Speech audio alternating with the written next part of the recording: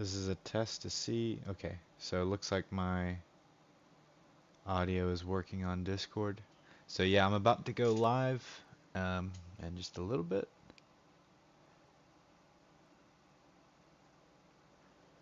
So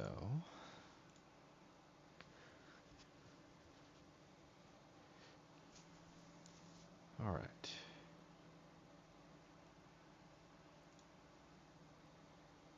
So that being said,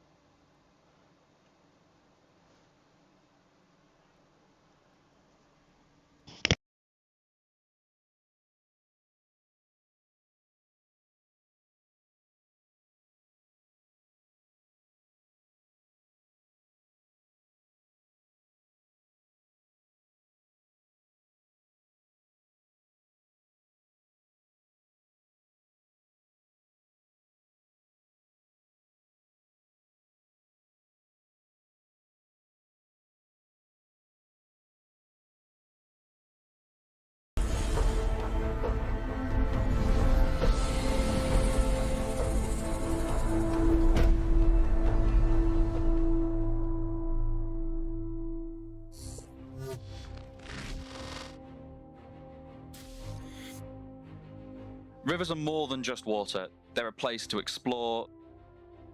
They're a place to find harvestables that you can pick up. They're a place where everything is amplified versus the surrounding terrain. And the very first river will be in 317 through the hills of Microtech.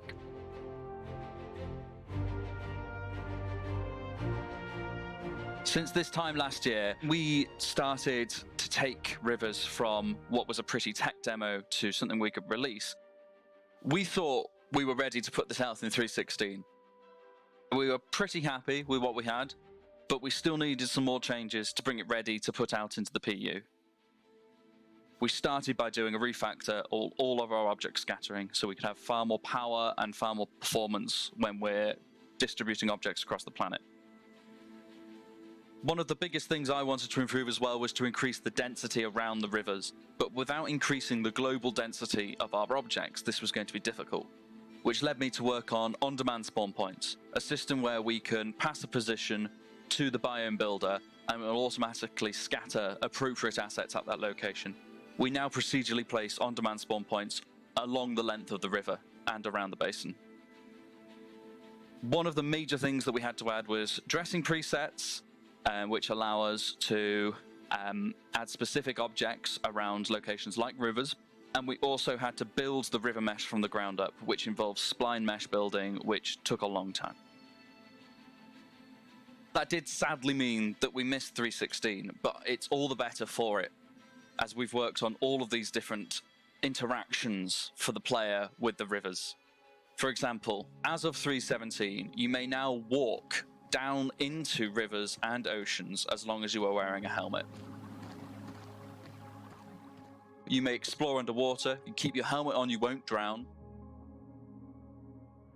You can now drive gravlev bikes over both oceans and rivers without just falling through and exploding. We also have harvestables around the river's edge for you to explore and collect. We also did a rework of our water caustic system, meaning that there are water caustics thrown by the river and its basin, both onto objects above the water like your ship or trees or rocks, and onto the surface below. Planet Content team haven't had a full chance to take a visit of the oceans yet, so while there are assets down there, you can expect improvements in coming patches.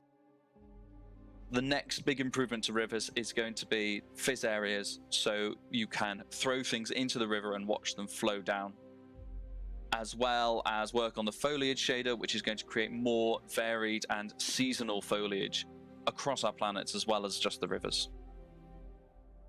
In the future, what I want is for an artist to be creating a planet and say, okay, I'm happy with the elevation, let's create a river system, and for it to be done. And we're not quite at that stage yet. Each river is maybe 1 or 2 clicks, but it needs to be hundreds of rivers per planet without even thinking about it. The river in 317 doesn't have any missions or QT markers to find it with, so you will have to go exploring to find it, although hopefully this video has been a help. River tech is more than just adding running water to the surface of our planets and moons. It's the collective gathering of mesh and shader, erosion and foliage, traversal over, under, and through the surface. And it's the harbinger of things like lava fields and roads and so much more. And up next on this week's show, a look at upcoming efforts to improve our reputation and hostility systems in Alpha 317 and beyond. We just got done running Ninetales, Xenothreat, and Jumptown. You seem to be really enjoying these dynamic events. You're running bounty missions, you're running assassinations, all these things, and we're really excited about that. As a designer, it's pretty difficult to look at these and not see all the little things that we can do to make this better, to make these not just good, but great. And in order to do that in the near future, we're going to be implementing some new features into the reputation and hostility systems. With the current reputation system, all of your relationships to NPCs are static. That means that essentially you can't become friends with the criminals and you can't become enemies with the law enforcement. In addition, if you shoot someone, just a single bullet can make it so that everyone around you suddenly starts raining hell down upon you. And that can be a pretty awful experience. We're going to be looking to address that in a multitude of ways. We're going to be looking to have reputation start driving hostility. So essentially, how NPCs react to you and how you see them. As you become more and more friendly, build up that affinity with NPCs of a certain organization, they will begin to shift their opinion of you. You can actually do missions or content for Ninetales, and if you get to a certain point in their bar, they will stop shooting at you and start just letting you go by, and then eventually even start protecting you.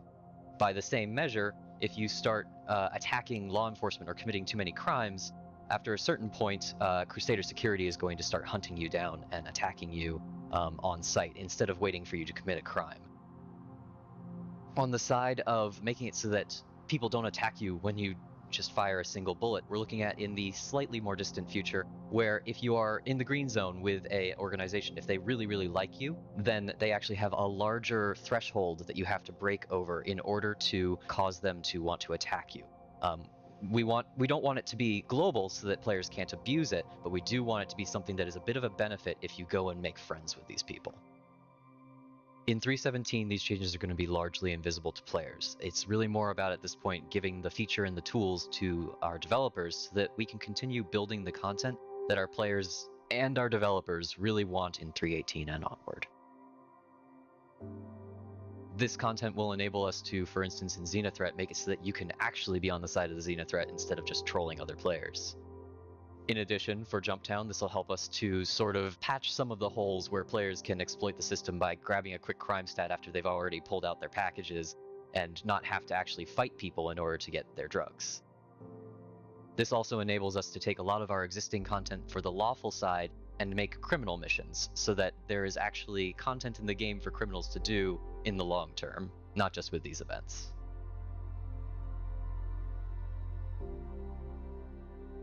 And of course, with additional dynamic events rolling out in the future, we can start building with this in mind from the start. This feature will allow us to say that this event is going to have this faction versus this faction, and players will be able to be on those sides in a much more permanent and invested fashion. So what did we learn this week? Well, we learned that Microtech's first river is the next step forward in the systemic tools that will allow developers to bring more texture, hazard, and opportunity to Star Citizen's planets and moons. That the reputation system and its continuing development remain at the heart of enabling developers to create more meaningful and effective mission content. And that upcoming hostility changes means maybe I won't get punished so quickly when I turn a friendly hello into accidental, unintended friendly fire. For Inside Star Citizen, I'm Jared Huckabee. We'll see you all next week.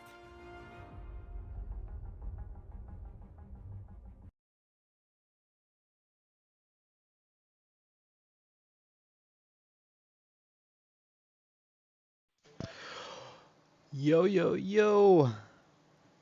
Welcome, loyal lads and laddies. My name is Midnight Wolf, and welcome back to another stream. I hope you guys enjoyed a little bit of the Inside Star Citizen. If you guys have not already seen it yet, that they usually do those kinds of videos like once a week or once every other week, something like that. But I wanted to kind of, do something a little bit different today and kind of show off some of the future of Star Citizen. So I thought it was a neat little video kind of showing what we have to look forward to in the next upcoming patch that should, I guess reports have said that it will come out about at the end of March sometime, so, or at least be in the PTU, which is the test environment for everything. But yeah, I just wanted to kind of do that, and maybe, I don't know, maybe that will spark some discussion about it. I'm pretty excited about it. I think it'll be a really nice addition um, to Microtech and really any other planet that they add in the future, being able to quickly dish out rivers and bodies of water, and then of course that technology will also be applied to roads as well as lava. So, I mean, I think that's just one way to really diversify the environments of Star Citizen, and I'm really looking forward to it. Um, you sent the request a few days ago. Oh, you're Stranger Beast. Oh, okay, cool. Yeah, I just now accepted it. So, you had to do a character reset, Squirrel Lord? Really? What happened to you? Back at Orison? Okay. Yeah, but yeah, I figured that that would be a cool little video to show off. I kind of briefly saw it on my way home from work. I normally play those kinds of videos kind of on my car while I'm heading to and from work, and so, but I didn't really actually get to watch it and see the rivers until I got home, because I didn't, obviously I was paying attention to the road, but I just kind of wanted to hear a little bit of the information that was rattled off though, whenever I watched it earlier. But that, so it was pretty cool. I'm definitely glad to see other bodies of water. And how about being able to actually walk inside the river actually, and all you have to have is like a helmet on, to be able to breathe underwater. Like, that's pretty awesome. I mean, it makes sense. I mean, spacesuits are designed to give you oxygen, so it makes sense to be able to just hop inside the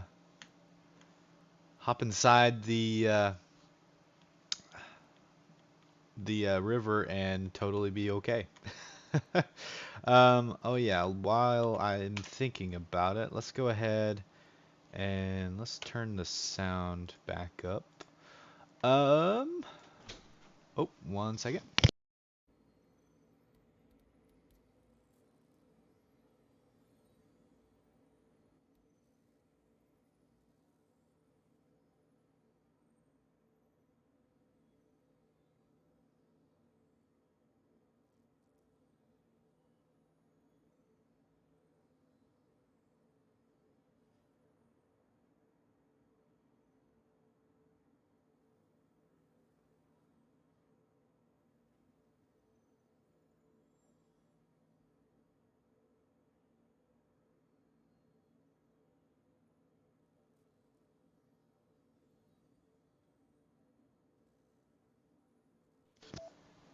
All right, I am back.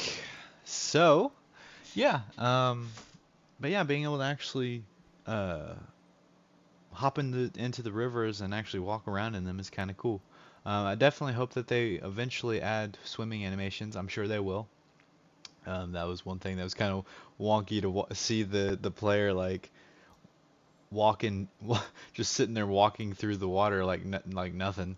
At the very least, hopefully it like slows the character down so it kind of has that weight to it of being in the water. That'd be nice to see. Hopefully, maybe by the time that they actually dish out the next patch. But yeah, I think that that was a great introduction to this video. Also, very interesting stuff about the reputation system. That was kind of interesting. So it'll be nice to see how that all plays out, especially like with the events like Xenothreat and Ninetales and all that, being able to, uh, you know, have being able to side with the enemy if you want to, that sort of thing is kind of cool, because we definitely need players that are the opposition to what I am, so that way it kind of provides some fun gameplay between players. So that's really cool that people will actually be able to officially like either join the Ninetales or like help them out kind of thing, when the reputation system really gets flushed out. But sounds like they're getting pretty close to that. I also heard that they're doing something along with the kind of the along the lines of the reputation system, sort of, with dynamic missions, where the missions will actually um, give you more money based on how the distance traveled and the difficulty level of the mission as well. So that is a nice addition as well, because it makes sense that, hey, we're gonna pay you X amount of money because you're having to travel like across the entire system just to get there. So I'm definitely excited to see what that entails as well. Um, but yeah, I'm very excited to see what's gonna come this year. It's gonna be awesome. We're gonna get rivers and roads and all that stuff. Well, maybe not roads, but at least we'll get rivers, um, and that's exciting. And then it sounds like we're gonna get the reputation upgrades and all of that. And yeah, and hopefully we'll see in like the next patch or after that, salvaging and all that stuff. So that'd be really cool. I'm really excited to see what we've got going on. Many people seem to be like kind of depressed almost, it seems, about the future of Star Citizen within this year. And I don't know, I'm pretty excited. I think this will be a pretty decent year for Star Citizen. So, and who knows? CIG may have something up their sleeve that they just haven't shared with us yet. So I was like, all the people who are like concerned about it and whatnot, just be patient. I'm sure something will wow us. I mean, I've actually looked at the little roadmap thing that they've posted. Oh, they waved at me. I gotta wave back. Actions, player, emote. Where is the wave? Man, why is wave so far into the... There it is. Alright, but yeah, I actually looked at the roadmap to kind of get an idea of what was going on, and there's like a bunch of not unconfirmed, but unlisted things on there on the little progress tracker. So there might be some things in development that they haven't told us yet, and so there might be some pretty good things to see this year that they're not ready to show off just yet. So I don't know, who knows, but I think that overall, as long as the features that they're hoping to get into 3.17 and 3.18 don't get delayed or anything like that, at least the main ones, the main features of each patch, I think it'll be a pretty good year for sure in terms of Star Citizen. Let's see, you are on my server, party invite? Oh yeah, absolutely.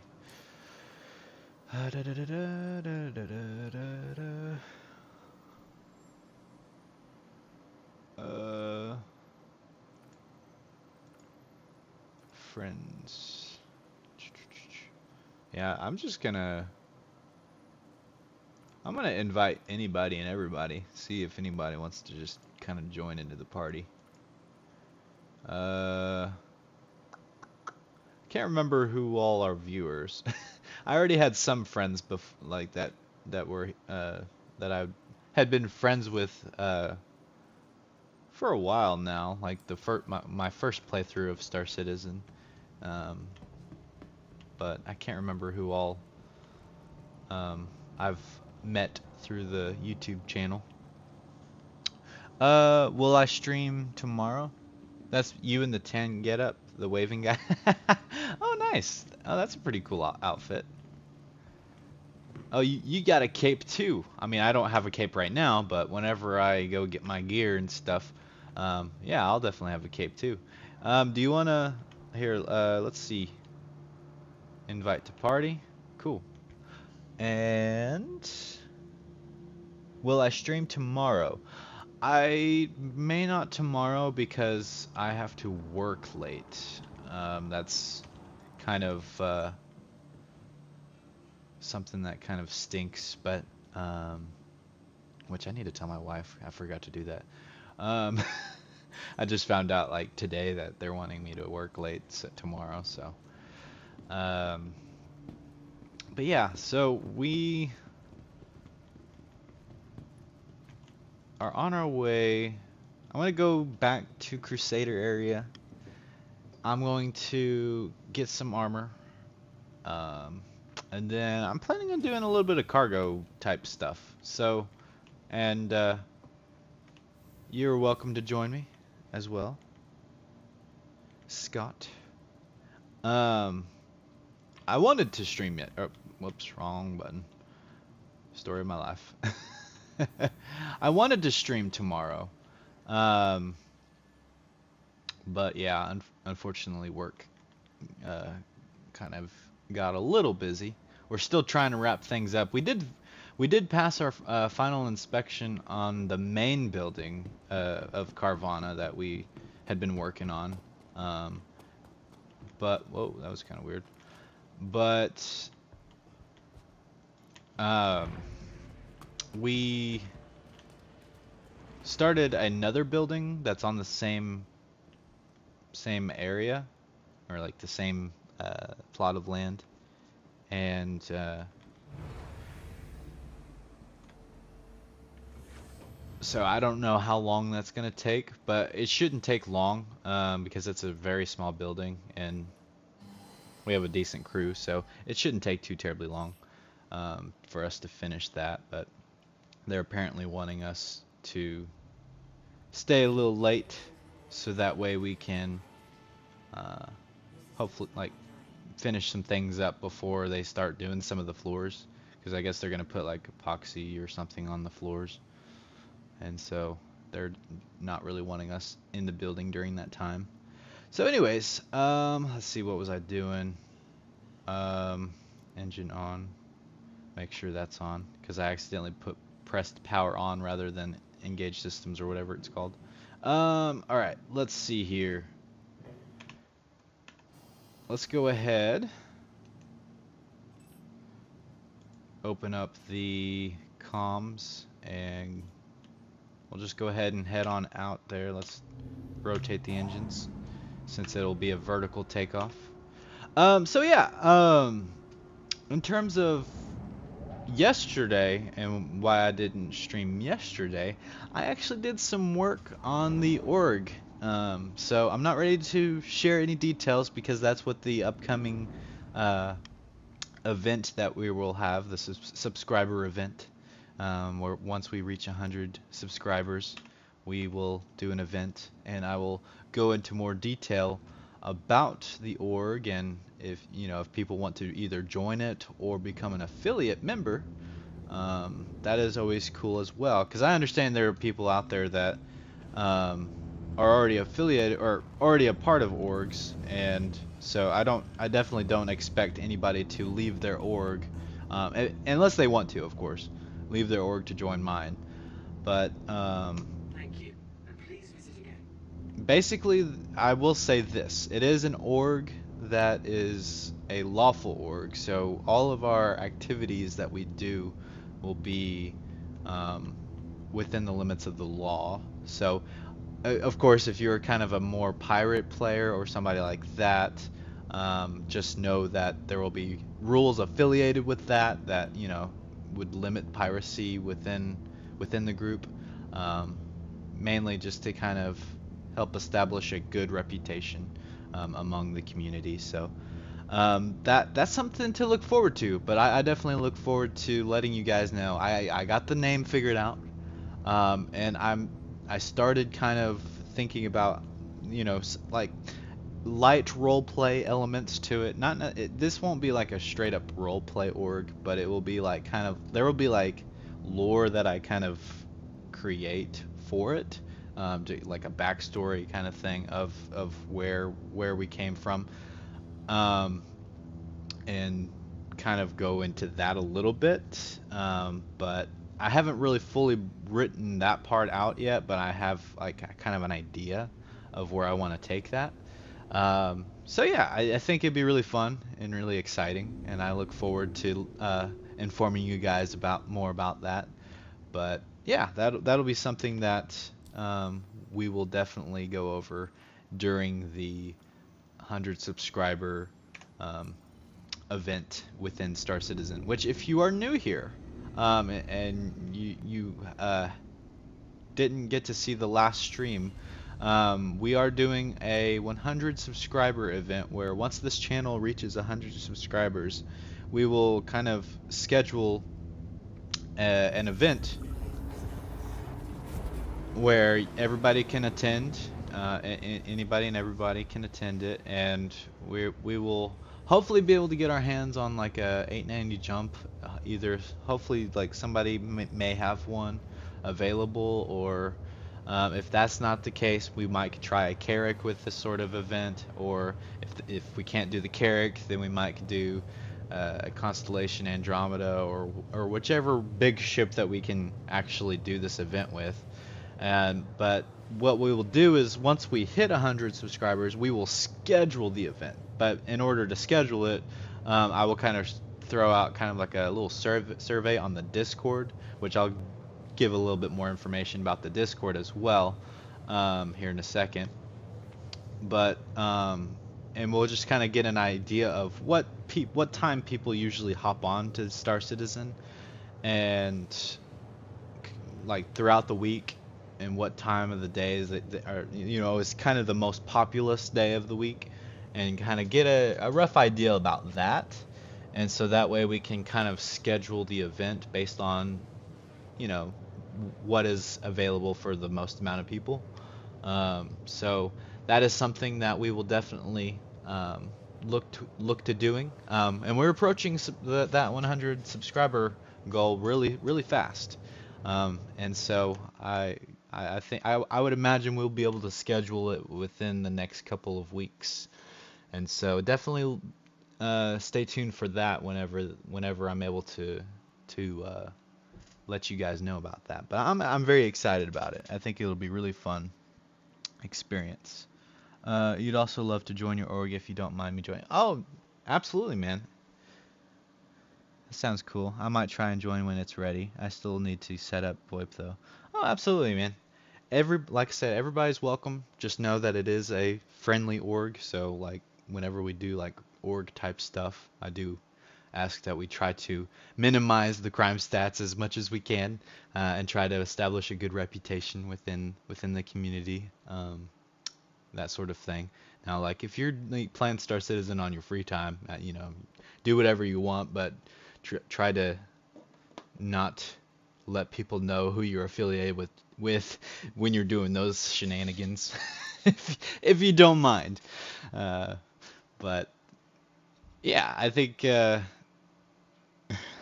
be great. I think it'd be a great experience to start getting this org established. Also, could I send you a friend request, and if so, could you tell me your in-game name? Oh, yeah, you are more than welcome to add me. Let's see here. Let me bring it up right here. So here's my name. So you should be able to write that down or whatever.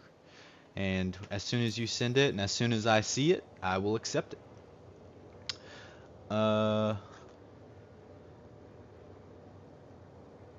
You talk to parents about getting Discord so I can join it? Oh, okay, cool.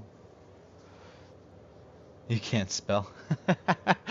Yeah, same here. I'm the same way. I am probably the worst speller. I'm the worst proofreader. Like I'll type something out, and then I'll hit send, and then I'll proofread it after the fact. Oh, here we go. Cool. I'll proofread it after the fact and then make the edits after I've already like posted it or something. But let's see, what was I doing? I was gonna do something. Oh yeah, I was gonna post the Discord link in the description of the video real quick. So that way, if you are interested in RSVPing for that event, you can join the Discord, and here soon we will have a place where you can do the RSVP. But of course, what we'll first do is make sure that we do that survey to figure out where, or like what's the best time for the most amount of people, and then we'll kind of go from there. And then I'll have you guys RSVP and all that stuff. But definitely feel free to join the Discord server as soon as you would like to. Let's see. Can't remember how to do it. Oh, that was bad. Let's see. How do I share it? Do I go up here? Da, da, da, da. Let's see. Wow. I don't copy and paste the link very often. I know there's a way to do it. How do I do it? I forget. I'm totally blanking on this.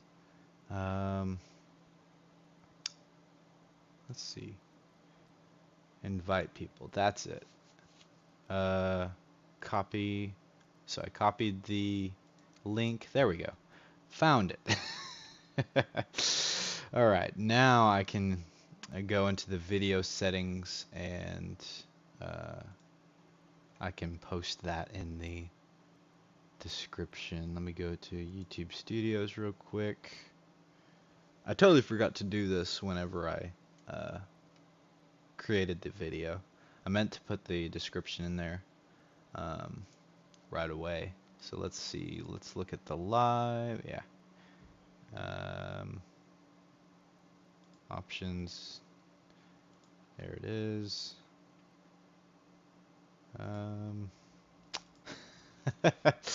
Goodness. There we go.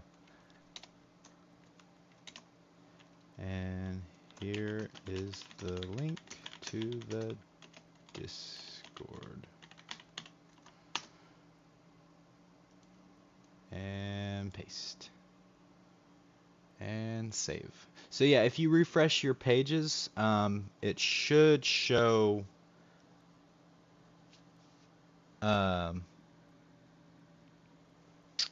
yeah, it should show now once you refresh the video, the link to the Discord. So if you want to hop in and join it, so that way whenever we do the events, you guys will be properly notified of that and all that good stuff.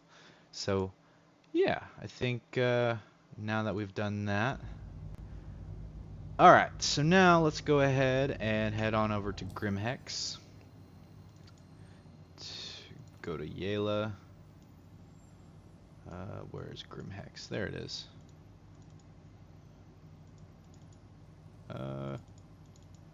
Let me click on you. There you are. Okay, it's still wanting to be a little buggy there. Maybe if I go to this. Wait, no, that's not an OM. I need to go to an OM. And I'm not seeing one. Are you? Nope, that's another ARC. Where are you? I need to fix this. Every one of these is ARC. That's funny. That's so bizarre. I think I've already gone in a circle. Huh. Is that an OM?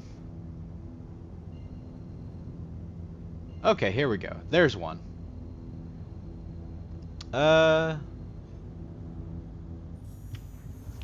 English. Typing is hard. I hope to be able to see sometime soon. You discovered this channel 2 days ago. It already is very good. Oh, thank you, man. I appreciate you. It's amazing settings. Oh yeah. You're trying to help me out how to uh share Discord links. Took me a second to know what you were saying, but yeah, I finally figured it out. I always forget to copy the link to Discord, so I don't like I think that's the second time I've done the Discord link. You joined the Discord, but you got to go. It's really early over here. Hey, absolutely, man. You take care. Thank you for hopping in for a little bit. I hope I don't hit the planet. Ooh, that was really close. I mean, it is a gas giant, so maybe I would just kind of phase right through it. Because, like, sometimes if you quantum travel to a point that is just close to the planet, like just like along the horizon line of the planet, sometimes you'll actually run into the planet if you quantum travel. So you gotta be like kind of a little careful about that. Alright, so now I think Grimhex was like way up there, but oh yeah, I got the arrows for Grimhex. Duh. And it's giving me an obstructed waypoint, so we're gonna clear the route and then try again.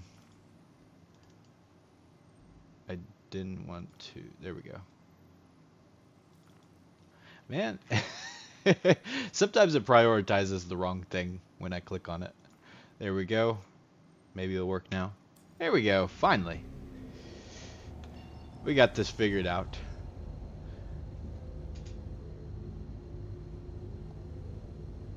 Yo, oh hey, how's it going, Can't Run?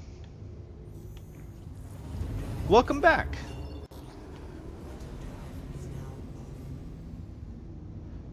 Right now we're going to Grimhex. We're gonna pick up some gear, and then we're gonna do kind of a little bit of a chill stream with this one. It's gonna be a simple cargo mission type of stream, so not a whole lot of action going on, but that's okay. I'm trying to show off what all you can do with the Cutlass Black. So like yesterday, or not yesterday, but the day before, the stream was about transporting land vehicles in the Cutlass Black and going and doing like the missions where you go to the bunker and it's got turrets that are defending it, and the benefits of carrying land vehicles with you. Wait, why is Grimhex not showing up? Oh, there it is. So, and I think the stream before that, I think I did a little bit of rock mining. So I'm just kind of showing off why I chose to actually purchase the Cutlass Black as my as a new pledge to the game, because originally I had the Aurora, but I went ahead and upgraded to the Cutlass Black because it's just a very good all-around ship. It's got so many capabilities to it, you know, so many things that you can take part in within the game. And with the Aurora and like the Arrow, for example, like the Arrow is more specific to combat, obviously, and so it's good to have a ship that you can, you know, do other activities in, other than just combat type stuff. So definitely, I think this is a great investment for the longevity of Star Citizen. Plus, whenever they do a database wipe, or you know, in the future sometime, because I know it's probably going to happen eventually, this will be the ship that I start out with rather than just the Aurora. So, and I think that will kind of help me get started in the game and start making money a little bit faster than what I would be able to do with the Aurora. You finally got your new PC waiting to set up everything else. Nice. That is exciting, man. Yeah, I think wasn't it you that said that your like motherboard or something went out on you? That would stink. I don't know what I would do if the computer just decided to go bad on me. I hope it doesn't. That would be unfortunate. All right, let's go ahead and, well, I guess I first should do my undersuit. So we'll do that. Start there. Get a helmet on. Get the arms. Get the legs. Get the chest. All right, we're starting to look like our usual self. I'll go ahead and take a couple of weapons with me. I shouldn't need them, but just in case, you know, if pirates decide to infiltrate the ship. Not that they probably would or anything, but yeah, I gotta be fully stocked with ammo. It'd be nice to have a sidearm, but I don't think I will need it really. Yeah.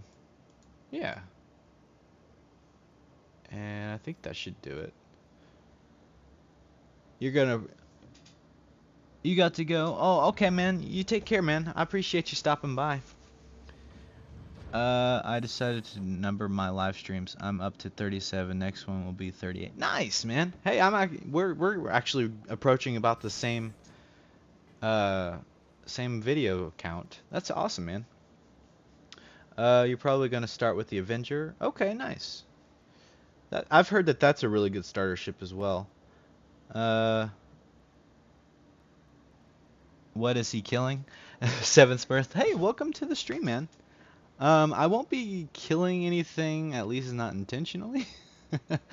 I know I really don't need the sniper rifle for what I'm about to be doing, but I figured it's good to have it on me. Better to have it and not need it than to need it and not have it. That's a philosophy I live by in real life. So, but today we're gonna be kind of going around and doing some like cargo type stuff. Because I haven't really dabbled a whole lot into cargo, and also hang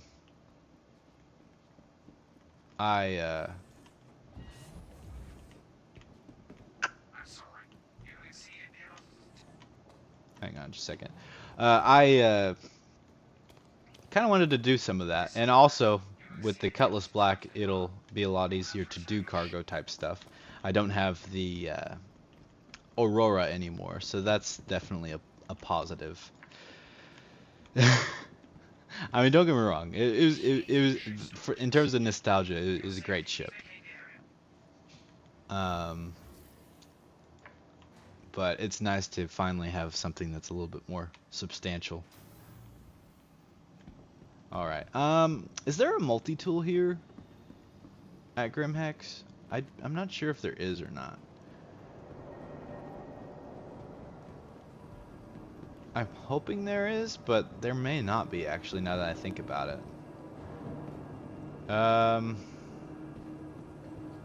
Let's go ahead and, I mean, this is kind of dangerous to use these elevators, but we'll go ahead and give it a shot.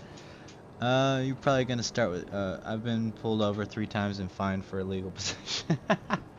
Well, that's unfortunate. Are the xenomorphs in the game to kill yet? Oh, the xeno threat? Or xenomorphs. If you're talking about xenomorphs like as in aliens, there's not really aliens in the game yet. But in terms of xeno threat, that event ended about, I don't know, what, 2 or 3 weeks ago now?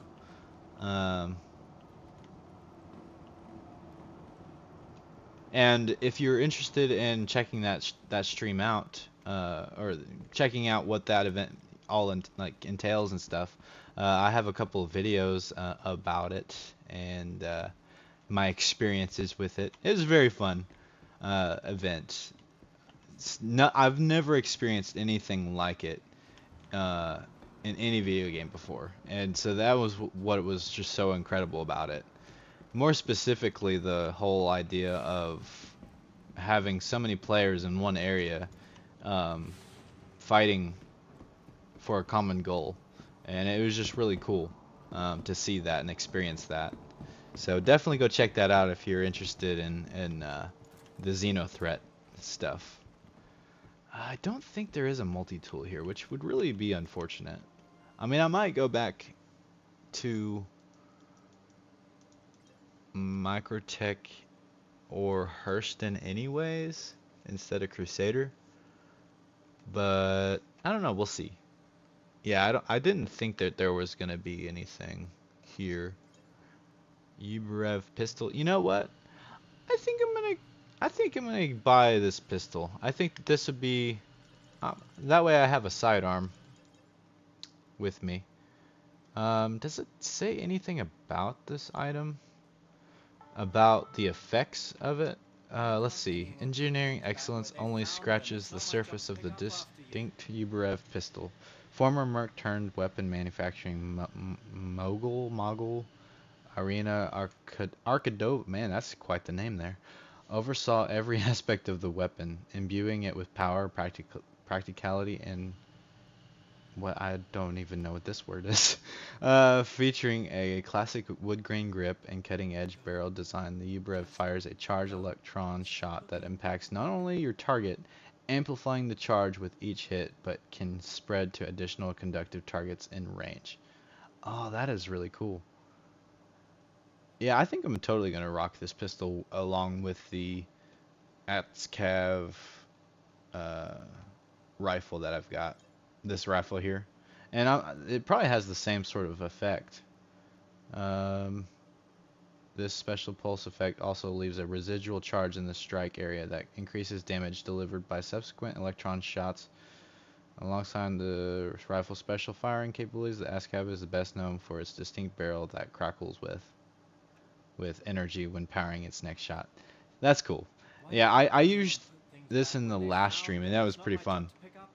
It was a pretty cool rifle. It's kind of weird because like it's sort of a one-shot kill, but it's like you have to shoot them and then it doesn't kill them right away. Like now you can shoot them twice and I think it kills them in 2 shots.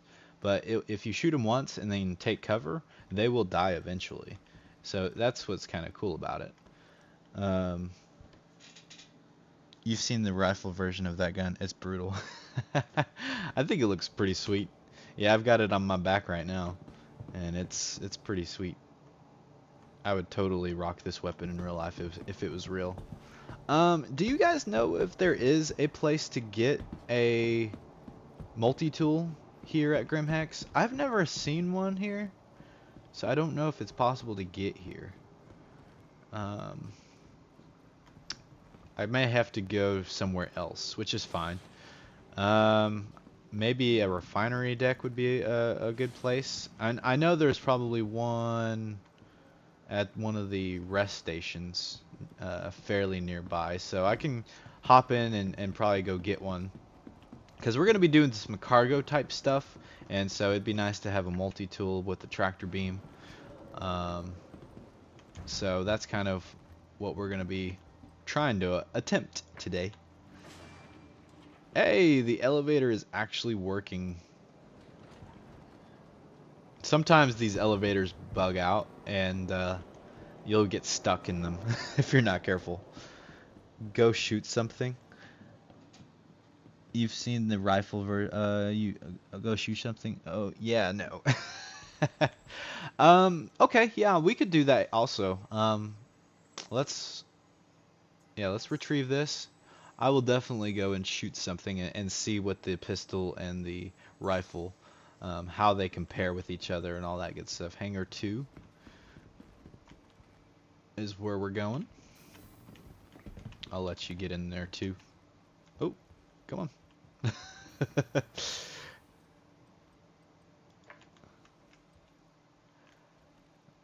Yeah, I'm super excited. This will be cool. Cruel One has it? Okay. I figured one of the rest stations had it.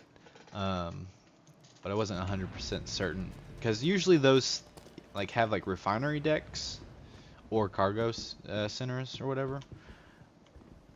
So definitely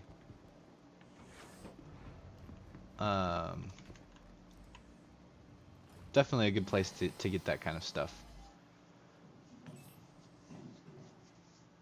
Alright, I think we're ready to take off. I'll just hit R this time. And we'll go to menu, go to comms. Alright, let's go ahead. Wait. Since it's a kind of a horizontal takeoff, I should probably have my engines going forward instead of up. Probably a good idea. Alright, let's go ahead and... I thought I did it, but I guess I didn't.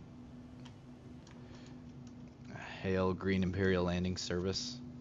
It's kind of cool that you can change the screens. That's one thing that I do wish was a little bit more persistent, though, is if you change a screen. You have lots of guns. It would be a shame not to use them. Absolutely. No, yeah, we'll definitely use them for sure. Oh, I should have been more patient. Blow up the engine before I even get to take off. Oh, you know what? I totally forgot to grab the pistol. I totally did. I wonder if I can access the inventory from here. Probably not. We'll see. It's probably not a good idea since, like, there's probably criminals here that are ready to... Hey, you can actually. Okay, cool. I can quickly load up on that then. Vehicles... Or actually, no, I just need my personal stuff. Weapons. So good to know. You can totally have access to your... Oh, I totally forgot to grab... Oh my goodness. I forgot to grab ammo. Well, there are some ammo in the gun, so we'll use the pistol a little bit, like as much as we can before it runs out of ammo. And who knows, maybe the location that we go to has a gun store too. Maybe the gun store will have the ammo we need. I wasn't planning on getting the gun, so I was coming here to get some stuff. Hurston L3, that's a good place to go. I think. Wait, does it say? It's including refueling, restocking, ship components, ship weapons, personal weapons, clothing, food, and habs. Oh, it doesn't say anything about refinery decks. Okay, yeah, I'll go to the other one that you had mentioned. Cruel one. I actually didn't know it like let you know about this kind of stuff, which doesn't look like it actually says it in the description whether or not it has one, but we'll go there since that's confirmed. Man, that's so awesome. And oh, whoa. I wanted to make sure my engines... I know I could look at the screen, but sometimes I forget to look at the screen. I was making sure my engines were the right orientation. Hey, I can join the Discord chat if you want. Didn't want to interrupt the stream. Oh, absolutely. Yeah. You go for it.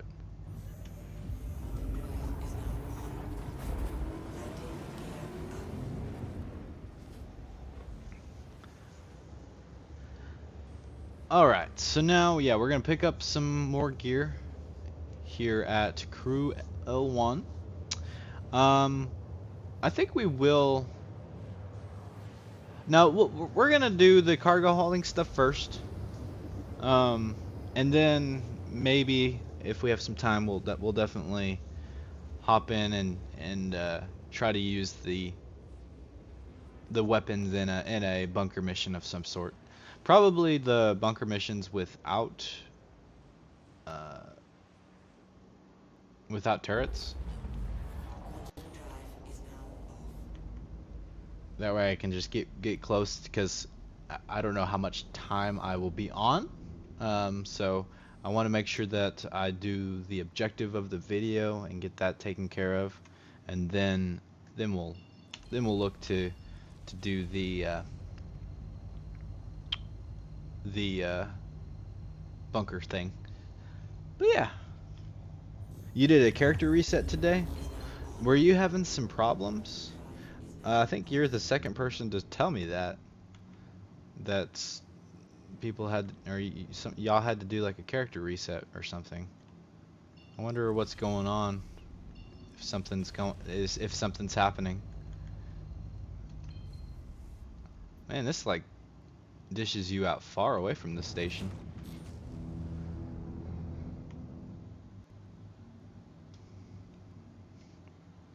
Okay.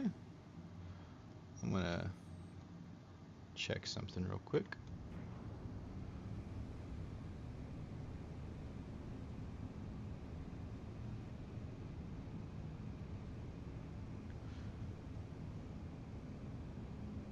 Alright.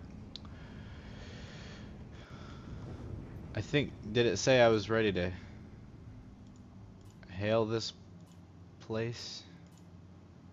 Comms. Oh.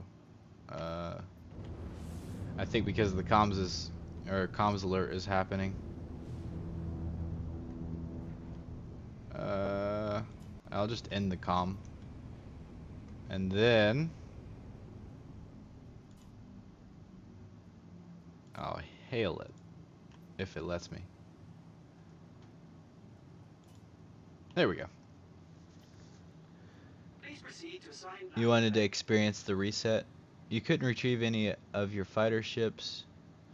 Wanted your Redeemer fix. And I wanted to experience the reset. Oh, okay. Was it just kind of about that time for you to reset and kind of start over or something? That's probably a good thing to do. Like if you have a bunch of inventory that you just want to get rid of, probably the easiest way to do that. Oops, I pressed the wrong button. I hope I didn't just like launch a torpedo or something. No, I know that was not the method for launching torpedoes. That's so bizarre though that it like did that. Alright. It's giving me the power. There we go, power off. The only thing you lost was your ammo and food and beverages. Oh really?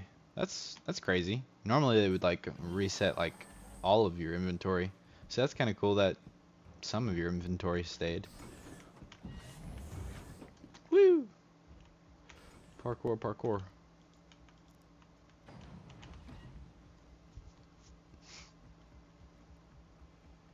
I'm wondering if there's anything to purchase here at this station to transport. That'd be kind of cool. I might could do that anyways, even if it's like very cheap stuff, because wherever I go, I should be able to sell it, I would think. And I would make a profit off of it. I probably should write down, or like keep a journal next to me and write down how much I purchase and then see how much I sell for. That would be a good idea.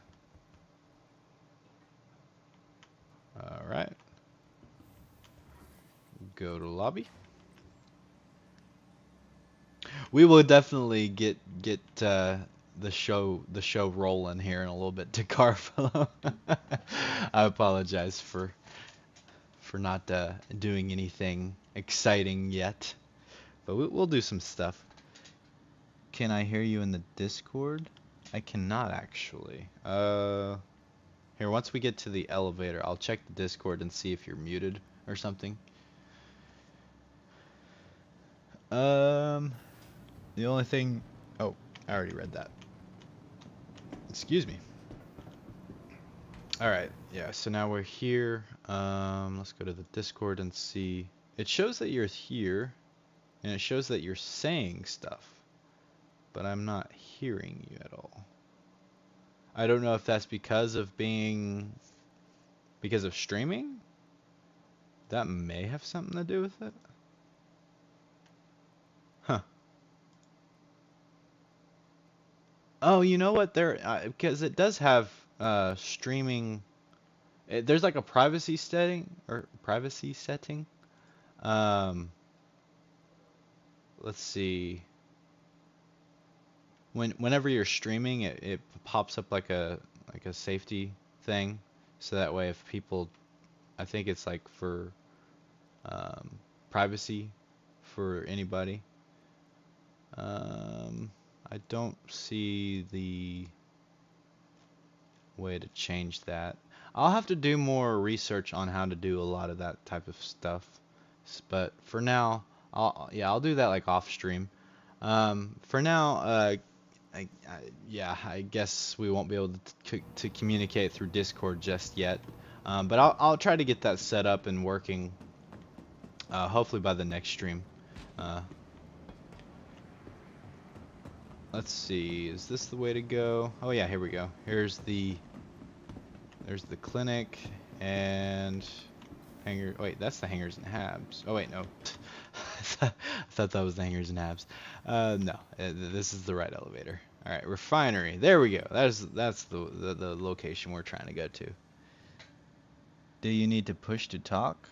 That might do it. That would help actually.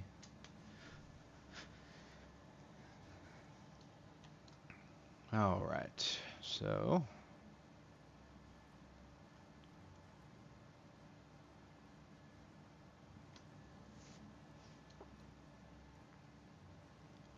one thing that I'm gonna probably do while we're in quantum travel, because I think we're gonna go back to Hurston, honestly.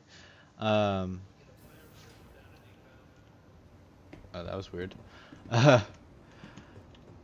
Yeah, what I'm gonna do while we're in quantum travel, is I'm gonna bring up. I think I'm gonna bring up a couple of screenshots, because why not? I have some pretty good screenshots that I would like to share. I think it'd be cool. Hi, good to have you back. I just now found out through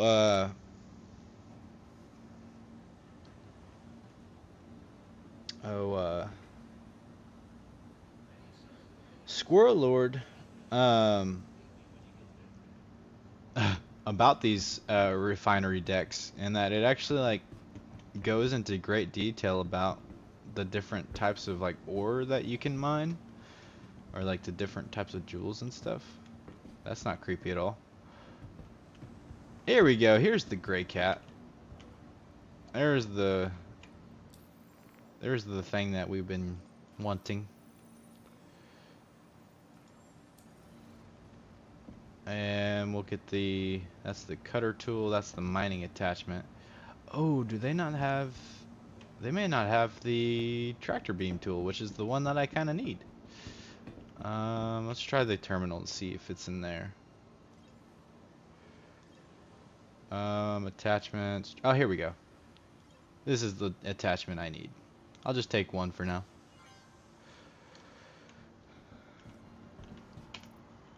All right. And equip. And equip. And yeah. So now we are ready. But yeah, he went over some pretty good details. You know, those would be cool to be able to wield one of these days.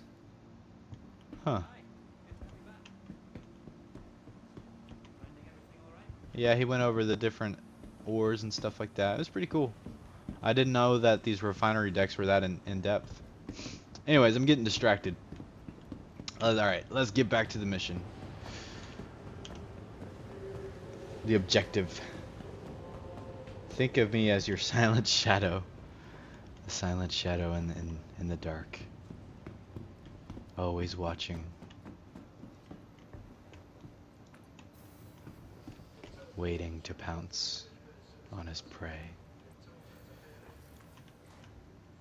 We're gonna see if there is anything worth taking with us, if we can trade anything or sell, purchase some cargo and maybe sell it somewhere else. So we'll do that real quick. I don't know if that's how that works at these stations.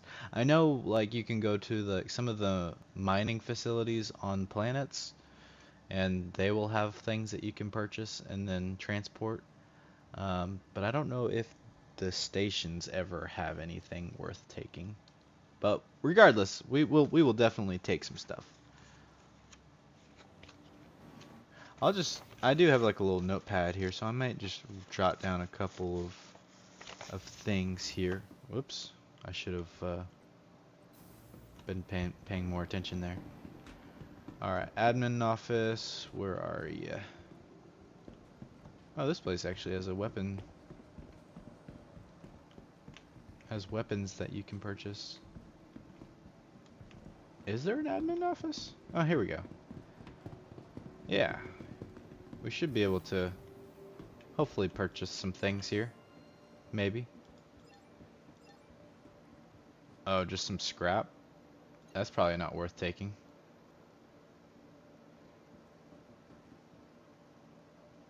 I'd probably get a net loss if I purchased that and took it somewhere.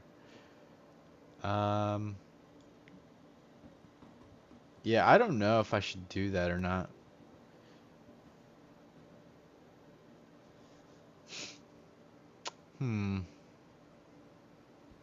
Probably not.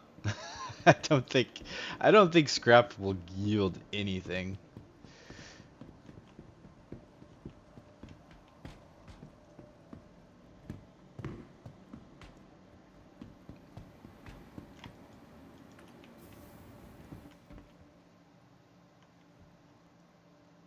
I see you. Here, I'll open the doors. There you go.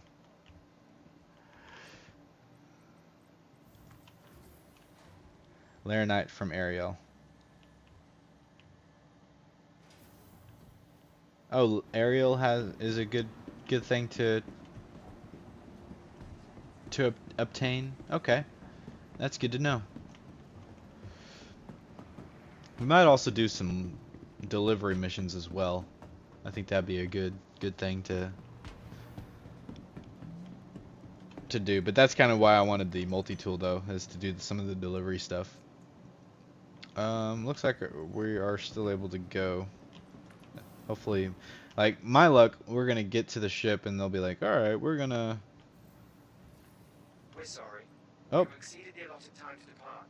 We will have to return your ship to storage. Yeah, I'm gonna go ahead and Initiating store it, ship storage procedure.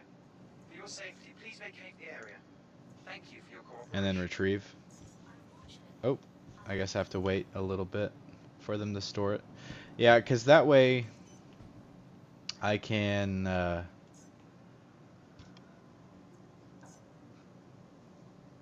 wait. Goodness.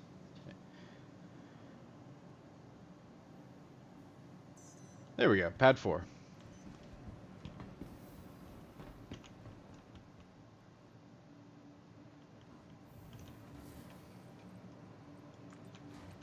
I could tell there's like a little bit of a desync there. Thank you, and please visit again. I do want to do some of these, the rescue beacon stuff. I really do. But it's like always at a time whenever I have an objective.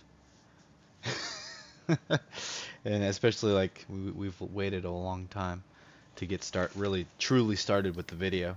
So, wait, what? Did we go to the wrong?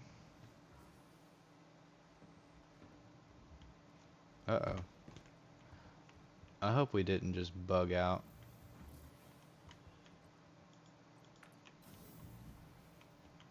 Wait, where'd you go?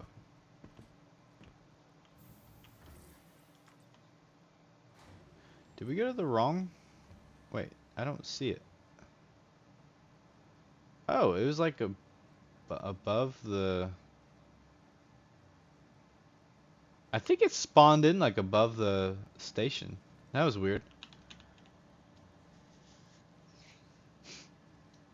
We'll try it again.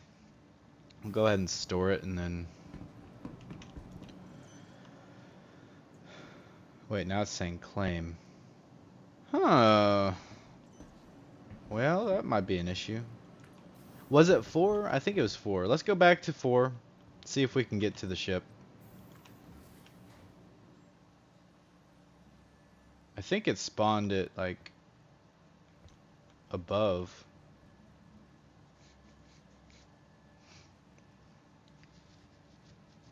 I hope. Otherwise, we're gonna have to go back and claim again. This is funny.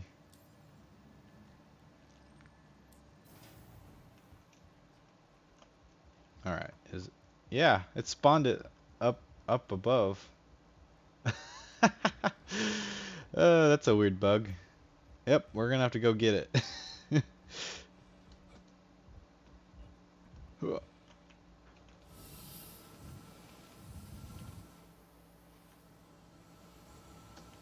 Oh, goodness. There we go. Oh, hey. Oh, wait. Actions, weapon selection. Oh, is it not gonna let me? Ah. That's unfortunate.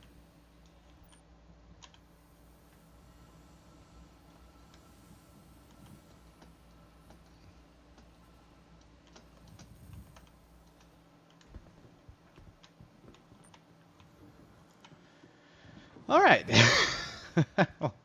Well, that just happened. That was very bizarre. A weird spot for that to spawn in.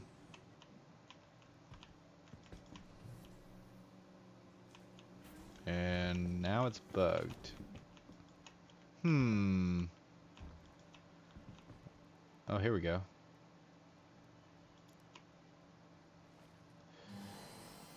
It's being a little glitchy today. But not too bad. Nothing, so far nothing too game breaking. Alright, so now we're going to head back on over to Hurston. Another thing that I did yesterday that was kind of interesting was I looked at the Galactopedia to see kind of some interesting things about some of the different planets that are in the Star Citizen solar system. I also, with that, I looked at the star map because the star map has all sorts of things. It doesn't show just the Stanton system. It shows like every system that they are going to be creating. And I learned something. I learned something very, very interesting. And we may see the picture here in a second. But it has to do with jump points. So according to this information, there should be a jump point about here on the map. And I think I have a picture of that. If I may have only taken a photo on my phone. If I only took a photo on my phone, I won't be able to bring it up, unfortunately. But there's a star map on the RSI website that you can look at, and it shows you the different systems and jump points and planets and all of that. And actually, right in here, and on the map, shows the jump point to Pyro. If that is true, that will be interesting. Now here's the kicker though. And I know like currently the planets are static, but on the star map, I think on the actual star map, the planets are actually rotating around the sun because these were in slightly different locations. So I'm pretty sure that they are actually working on the star map in terms of rotation around the sun. And if that is the case, then the orientation that I had the map at may affect, of course, where along this ring, ARC, the ArcCorp ring, that jump point is. So if that's the case, whenever the jump point comes online, if it even is online yet, because it could be, who knows? Because I mean, some of these are supposed to be discoverable and named after you, after the player that discovers them. So if we're to find the pyro jump point, it's going to be probably along this ring here. So I did a little bit of research there for you guys, and on that. I've been wanting to do more research about the jump points, and I just stumbled upon that and was kind of like blown away. Like, hey, wait a second. There's a jump point along this ring here, and it's the jump point to Pyro. So if we are to actually try to locate this jump point, then we may actually discover the jump point. Who knows? Because what if CIG have been messing with us this whole time, and what if Pyro is actually in the game, and they were waiting for somebody to discover it so that way they can name the jump point after that player? I mean, who knows? That could be a thing. So, I don't know. But I may one of these days check this corner out, see if it is there. And yeah, I look forward to trying that out. I did want to look at some photos, some screenshots.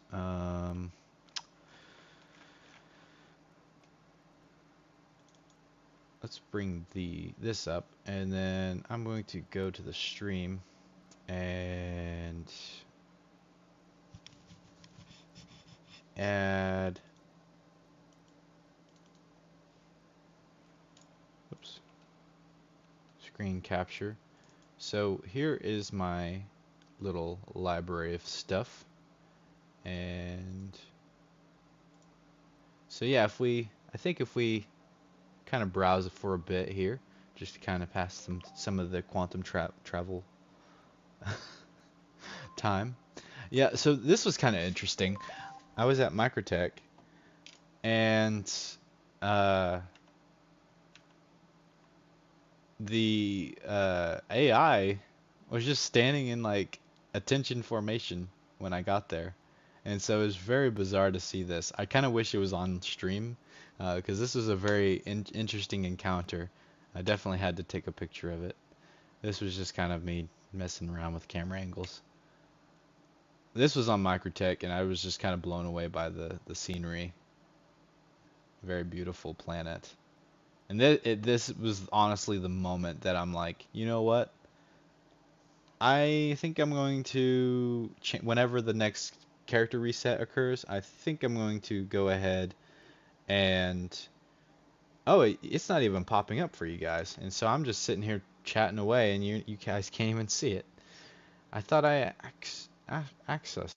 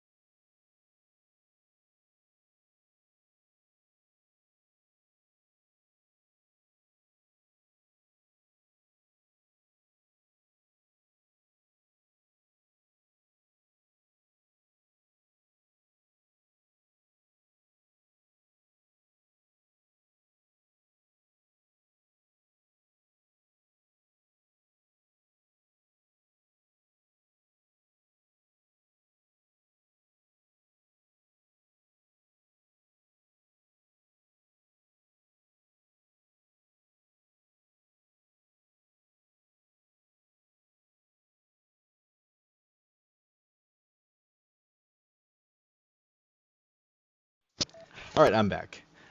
So yeah, I think we have the actual photos. I apologize for that. I totally thought that I was playing the photos.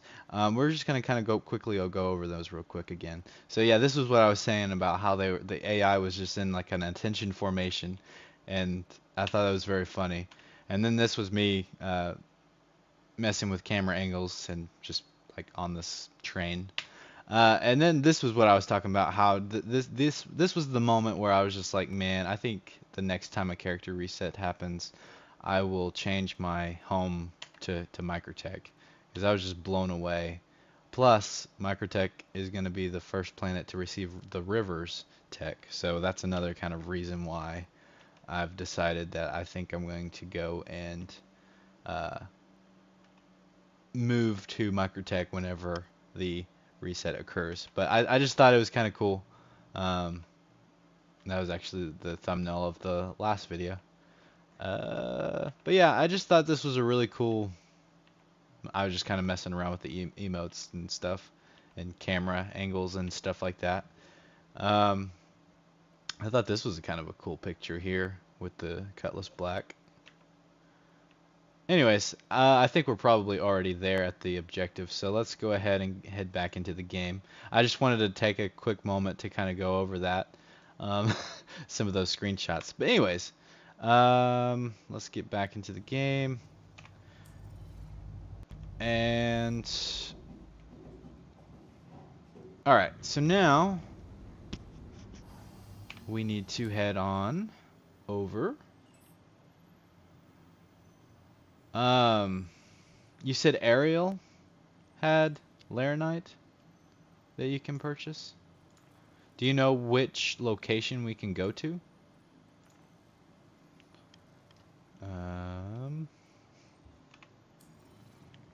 Which place to buy the Laranite?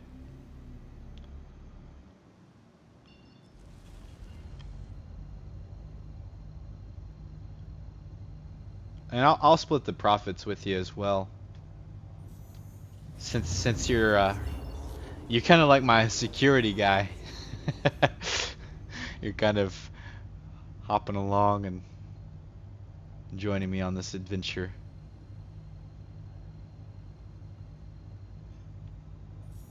Bezdek or Lathan. Okay, cool. Yeah, that's where we'll go then. You got plenty of AUC. I want to help, regardless of how much you've got. I would like to help you out. Make your travels with me a little bit more worth it.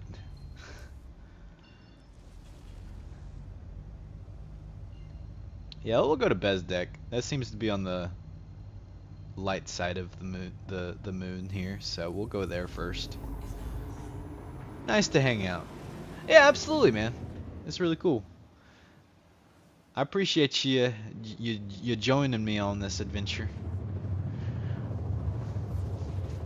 I do want to maybe do a video where I go to all of the different rest stops. I think that would be kind of interesting and kind of, I don't know. I do want to do a stream where I do explore a bit, where I explore some of the like major cities or landing zones or whatever you want to call them, and just kind of get, see what we can find.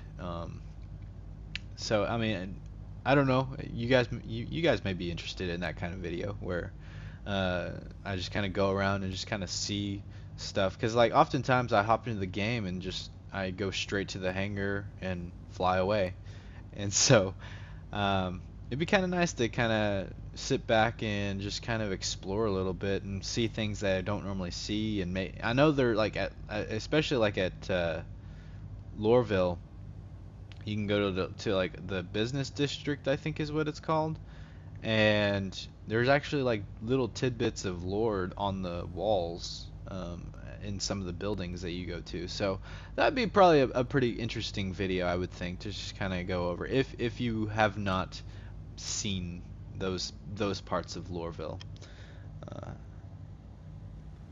You have to go. Good luck. Oh, thank you, man. I appreciate it.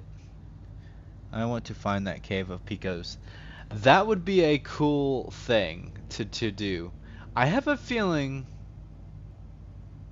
it's gonna be. You know what? I would not put it past CIG to put this cave in the hottest planet to throw everyone off. Everybody probably thinks that those Picos are in a cave over in Microtech or any other cold planet. But what if they're doing the opposite of what we expect?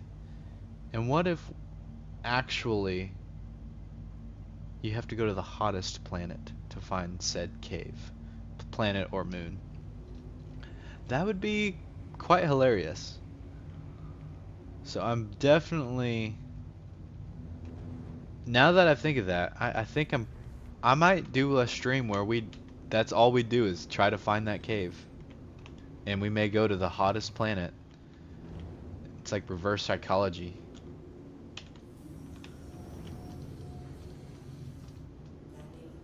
Alright, I guess I need to just go ahead and land on the platform here to count as a ship to actually purchase or put stuff on.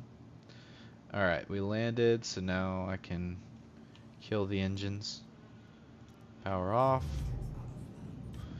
You've been a space trucking here to get Laranite and titanium, filling up a C2 cat, and then going down to Lorville to sell back and forth to make credits. Really? Is that a really good trade route then? Whoa, what is going on with the visual effects? Oh wow. Huh, weird visual effects. Oh goodness. I did not mean to have that kind of accent. It just kind of came natural. Speaking of that, in like backgrounds or things, I did the little ancestry thing where you spit in a tube and do the DNA thing and find out, you know, where your ancestors came from. And I found out some pretty interesting stuff. Like, I'm actually like 2%, wow, 2%, 2% Aztec, which I think is kind of interesting. It's like, oh, that's cool. So what if we max out? So 230 units for 6. So I'm wondering what that does. Max available stock. Got it. So we're gonna buy that. And maybe max out titanium, it looks like. Titanium looks like it's got a pretty decent rate.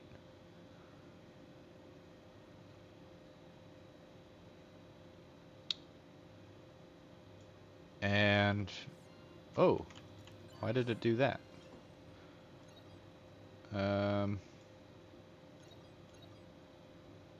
Max out. Well, yeah, we'll do that. We'll purchase some titanium and go sell at Lorville. Just gotta be close and not on the pad. Oh, okay, cool.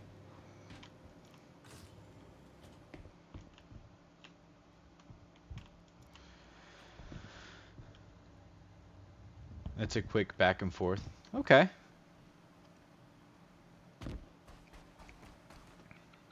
I'm wondering how well the titanium sells. I mean, it was kind of expensive. I probably did a oopsie.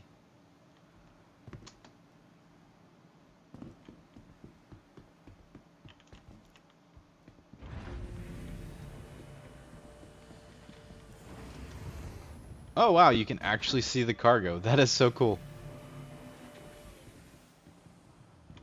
This is the first time I've actually wow, actually seen the cargo. That's cool. Which is good to know, like, cause like that would stink to have a vehicle in there, and then I'm sure the game probably doesn't let you purchase it, but that would really stink to do that. And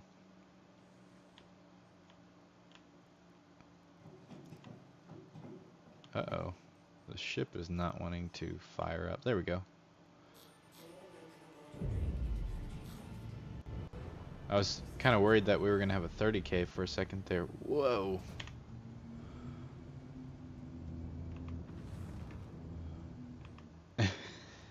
Did you open the rear up? I'll go ahead and shut that.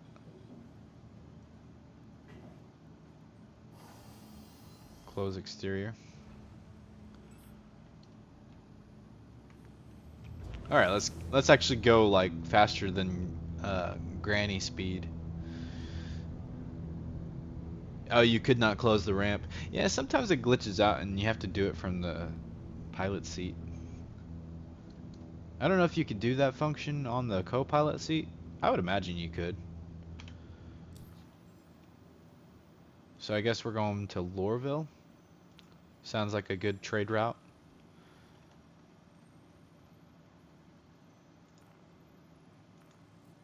I find it funny that it's called Lorville.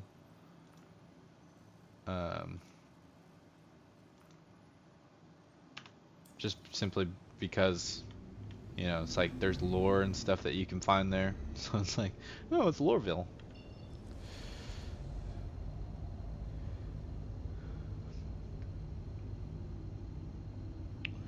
Alrighty.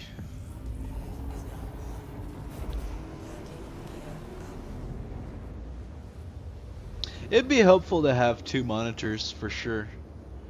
Cause then I could like quick or easily have access to stuff. Such as the streaming stuff. Like I would be able to like quickly do things on the fly on that screen. Multitask a little bit better. Cause like I literally have to do like one thing at a time. UE has an Idris outside of MT. Right now? What? Why is there an Idris there?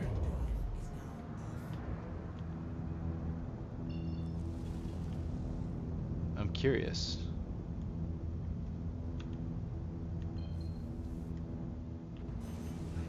That's kind of bizarre. Is it left over from the Xenothreat event? Does it just stay there? Because that was about where the Xenothreat was.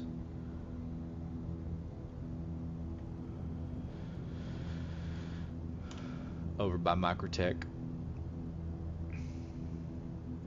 Microtech is such a weird name for a planet. It's like, it sounds very, well, like techie, you know? And it's like,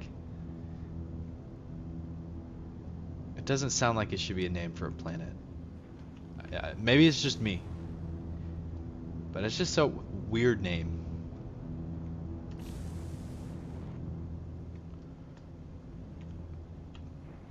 All right, let's go ahead and see if we can hail this place. There we go. Space Apple. Stepped outside and a hammerhead was attacking an NPC. Huh. Proceed to assigned landing bay. That's weird. I have seen people in low orbit. Like whenever I was a part of an org, there was actually people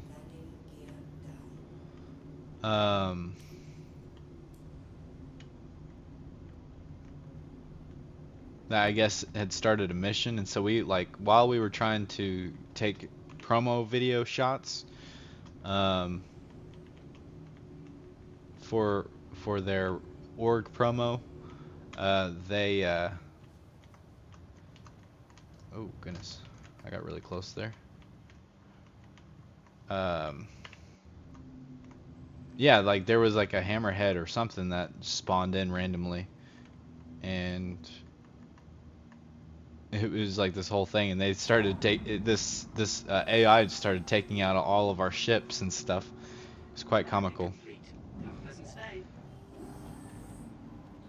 All right, where do we head? Oh, you're coming to to the server? Awesome. The company that owns the planet. Yeah, the Microtech, the company. Yeah, it's just a weird name though. Like you wouldn't think that a planet would be called Microtech. At least I wouldn't think that. But I know there's like a reason behind it and the lore and all that stuff. I know like Microtech was kind of an accident. Uh-oh, I don't even see the elevator. That's not good. Well, let's get back into the Cutlass and try a different elevator. Or try to get a different hangar with a better elevator than that. It's almost like the game knows that I'm trying to do a new activity, and so it's like, we're gonna make it harder for you. Oh, snap.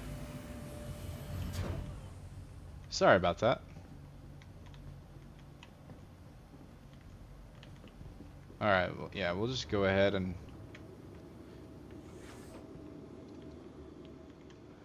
head on out to leave this place, and hopefully we can get to a hangar that has a working elevator.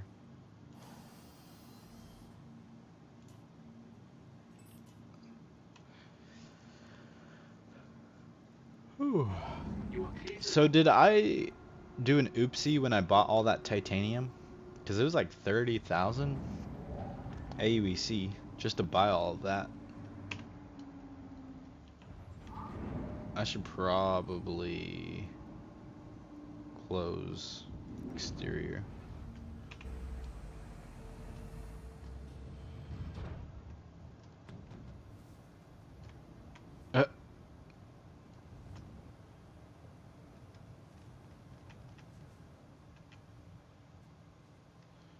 That was weird.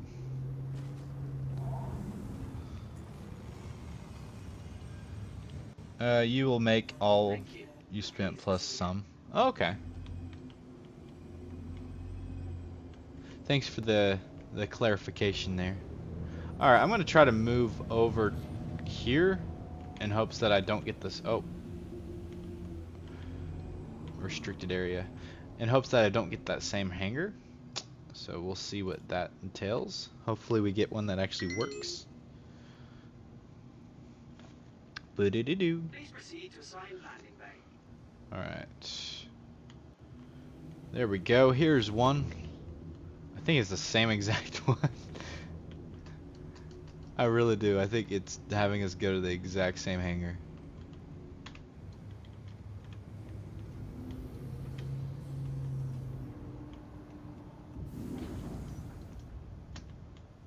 Oh man. It's a good thing we don't have the cargo that's sensitive. And he sticks the landing after running into a bunch of stuff. Landing complete. Have a pleasant stay.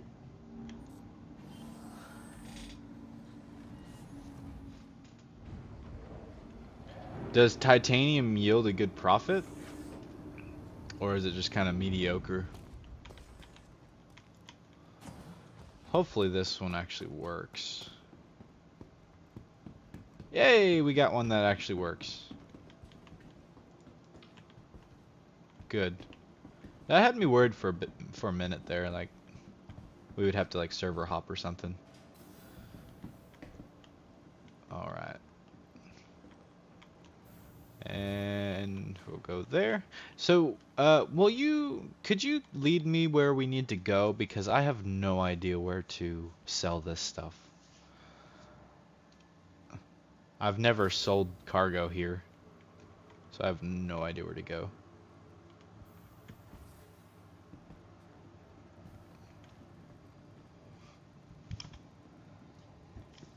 Titanium is just okay. Okay. Well, I mean, it was better to because I already purchased all of the Laranite that I could, So it was better. What are you doing? Are you telling me to store my vehicle?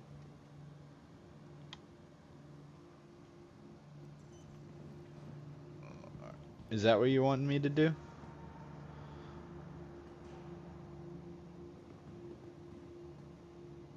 Okay.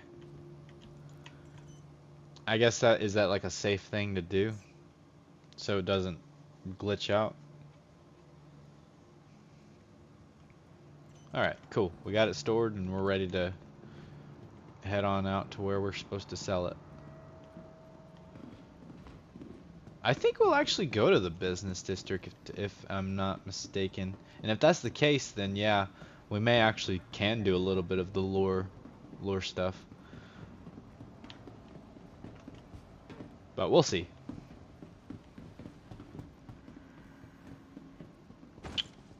Yeah, the central business district.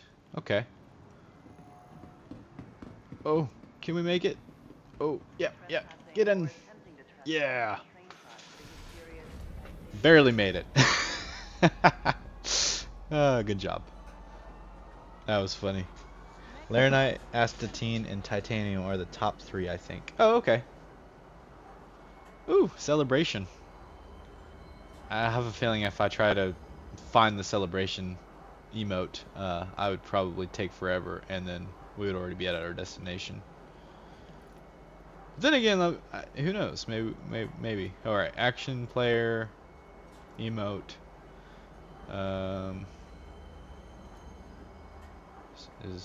Cheer. Maybe that's it. Yeah. There it is.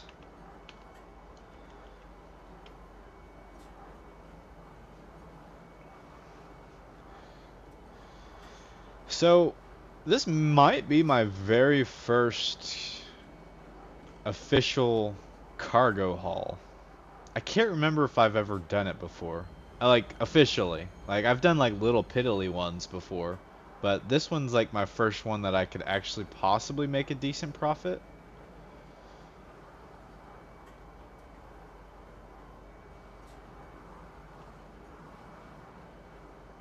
I don't know.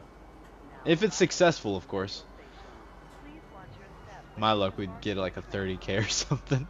But good thing is, though, is there's 30k. I think it still stays in the ship.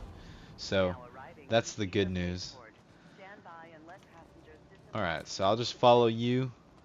Don't worry about looking back. If I fall behind, I should be able to just follow you.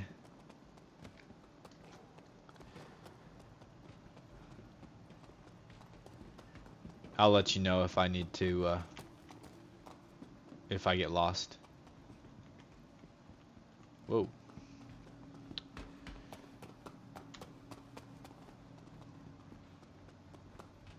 Like, look at this place. Got a big golden dude. Big golden dude. It's been a while since I've been over here. We might come back and read some of this stuff. It's Johnny. I don't really know if that was Johnny, but I'm gonna pretend that that was Johnny. This is where you do. Oh yeah, trading and shipping. Wow, that was quite the adventure. So we've got all of that. Oh wait, that's to buy stuff. We need to sell stuff. We got Laranite. Oh, I didn't even write down what we purchased the Laranite for.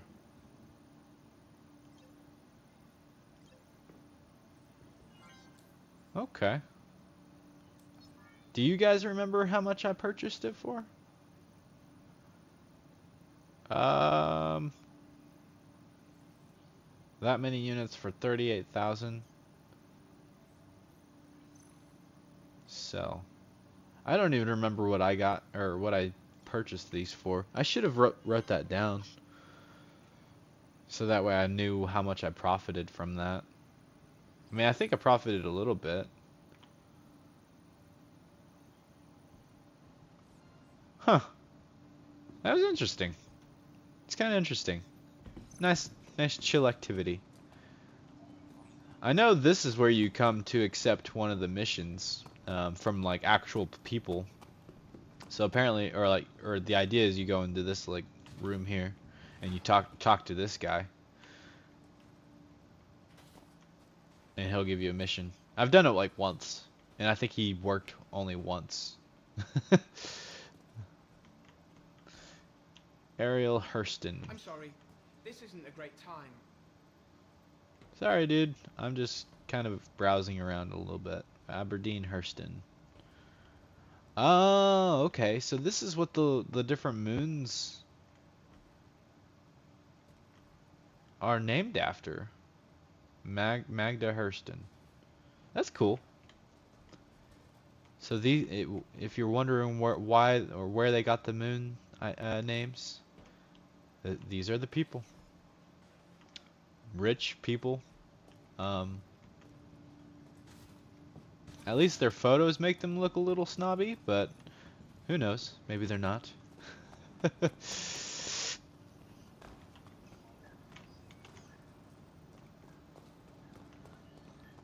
Kind of cool. So we've got something that says growth. From its inception, Hurston Dynamics has eagerly adapted and changed to overcome all challenges rising to meet the demands of the modern world while never forgetting the proud heritage and family traditions that were instrumental to their unprecedented success. Words are hard. Is there anything over here? Nice little waterfall. I really don't come here very often, so it's kind of nice to just kind of step back and explore it a little bit. Family. Tracing their lineage back for over 15 generations, Hurston Dynamics is one of the longest continuously operating family businesses in the Empire today. Wow. Solomon Hurston, the founder of Hurston Dynamics. It was his remarkable vision and unshakable dedication to family that has continued to be the backbone for Hurston's corporate ethos and an ongoing source of inspiration for all future generations. Okay, that's pretty cool. So Solomon is the guy who started it all. A big dark room filled with wonder and mystery. Why is it there? Alright, I think we got another photo here. This is Archibald Hurston. Archibald Hurston, gifted with unparalleled strategic excellence that not only vastly grew the company's holdings and forged an expansive vertical production network, but also earned him the distinction of becoming Hurston's youngest ever CEO. Well, good for that dude. That is awesome. Commitment. For well over 5 centuries, the Hurston family has continuously committed themselves to humanity's protection by providing the best available defensive capabilities to the UE military and dedicated patriots everywhere.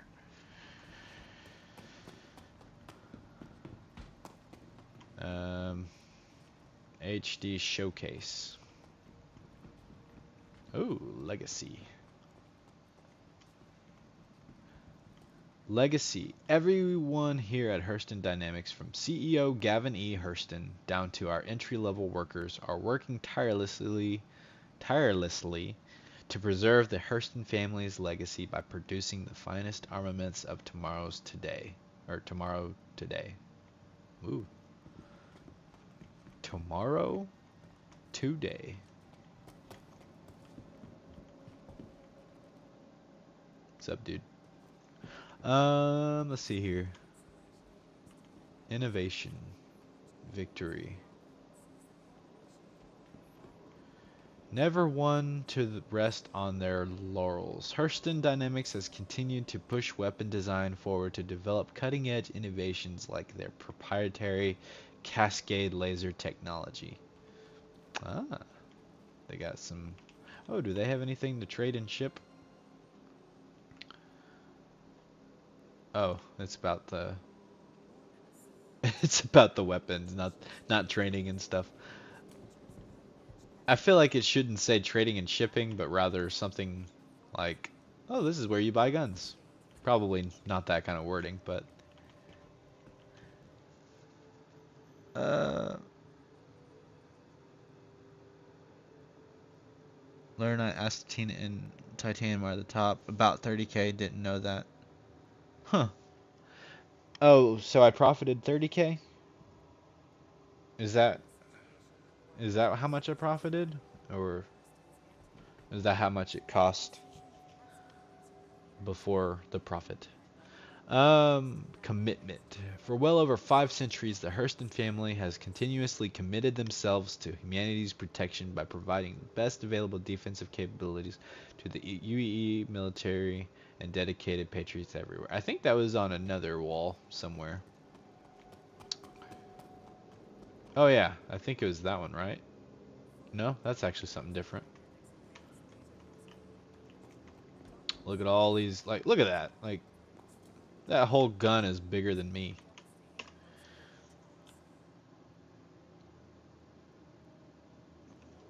Oh man, is this one gun?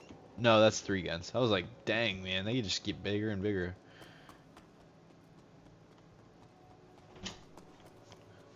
Oh, 1 second.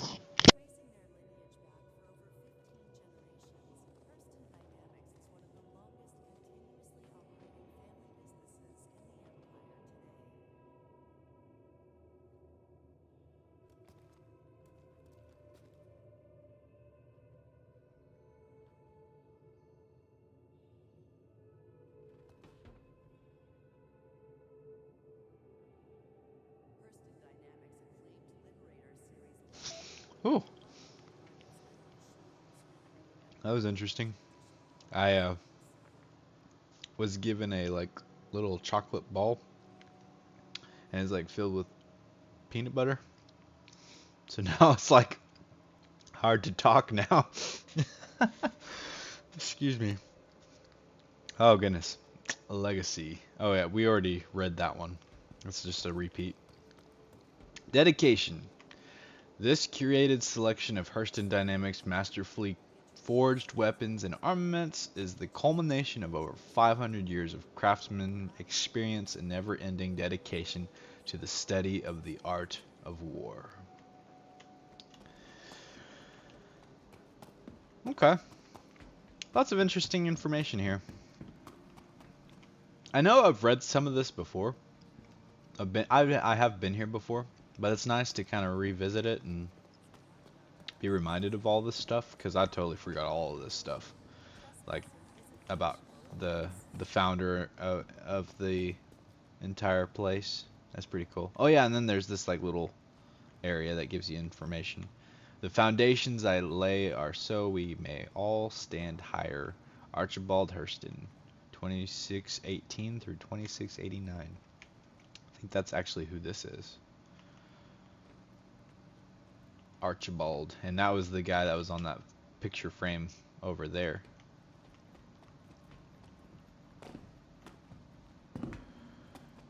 So we've got some dates here, some very important dates. Seizing upon a unique opportunity, Solomon Hurston purchases a struggling laser manufacturer on Earth and transforms it into what would become one of the most successful companies of all time, Hurston Dynamics. 2488.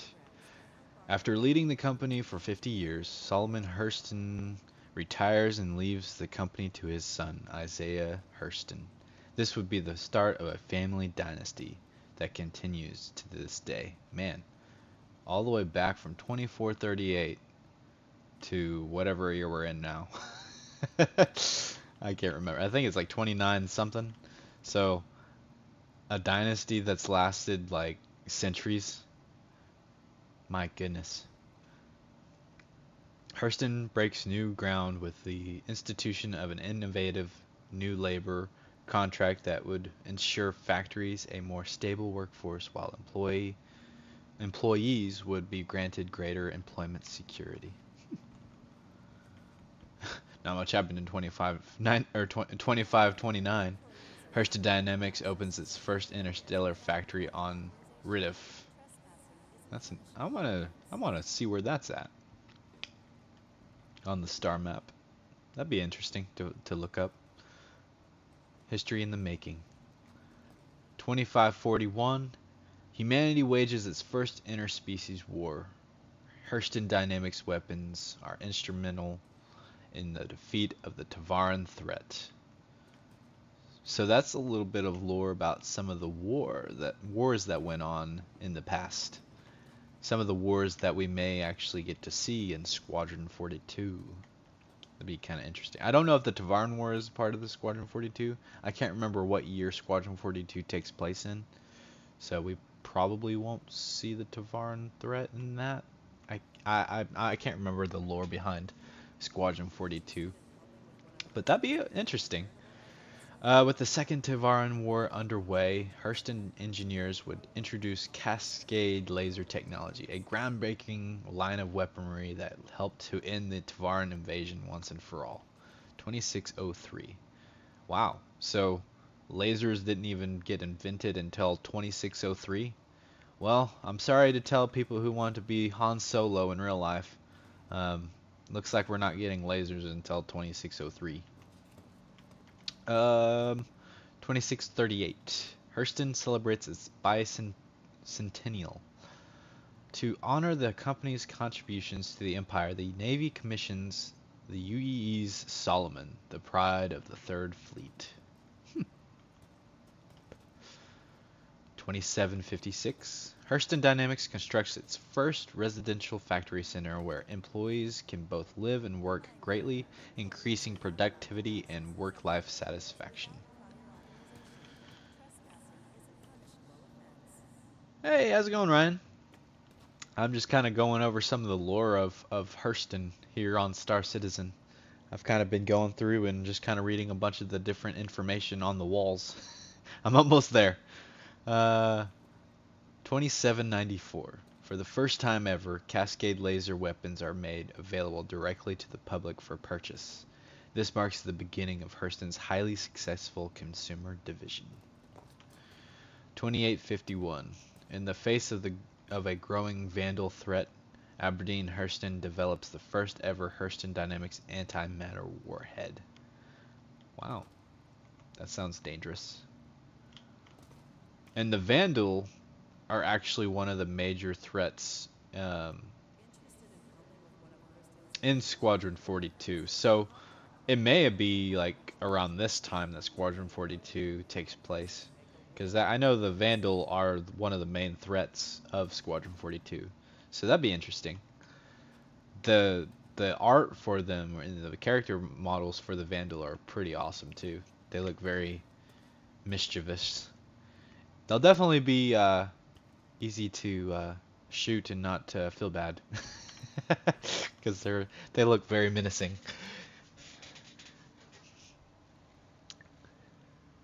2865. Hurston Dynamics purchases governing interest in settlement rights for Stanton and its 4 moons from the UEE. This is the first time a corporation has ever been granted this unique privilege. I was about to say Oh, it's Stanton 1. Okay. I thought it was like Stanton I, but I mean, I guess in a way it is I, like in Roman numerals. But, yeah. 2872. Hurston's first antimatter refinery begins production. Huh. So people are farming antimatter? 2877. The city of Laurelville is founded. Construction of Central Tower begins. Wow, so it's actually relatively young. I mean, compared to when this all began in 2438, it's now like 400 years later. Over 400 years later. Wait. Yeah. Yeah. My math is right. And then 2890. The construction of Central Tower completes. Wow. Central Tower begins in 2877 and didn't finish until 2890? You mean to tell me that, like, in the future they're not going to have technology that is good enough to finish an entire tower between 2877 and 2890? I have a feeling there is a history somewhere why it took so long there, because I have a feeling, I mean, there's going to be a whole ship that its whole purpose is to, or like, help you build settlements faster in the game. So the fact that there's a ship that can build like little settlements for you, like that, well, probably not like that, but a lot faster than what you would do normally, tells me that there's got to be some reason why there's a major gap here. That's a long time. What is that, 13 years?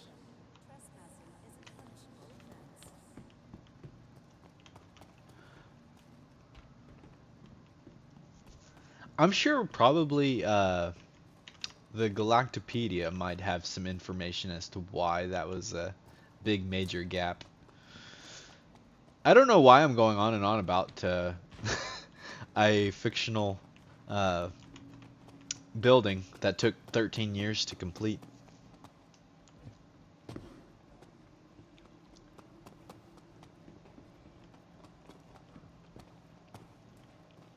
The reflections look really nice. It's kind of neat because you can actually like wear this kind of armor here. I don't know if it's the same color, but the same style at the very least. So we could go to the central line to Levston Station. I've never been there before. Maybe for another time. I'll probably do a more in-depth video about exploring Lorville.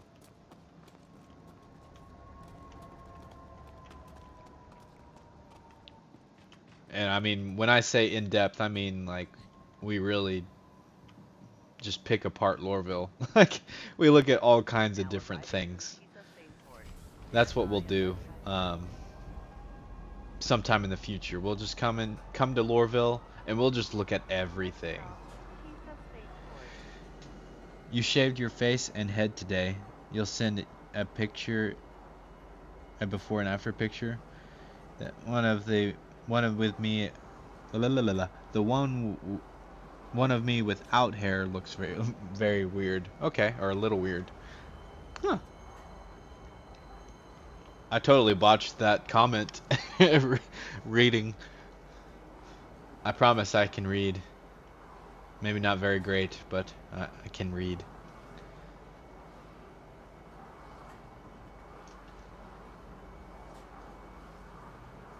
That was pretty cool. Pretty cool tidbits of information about Lorville. Wouldn't you agree?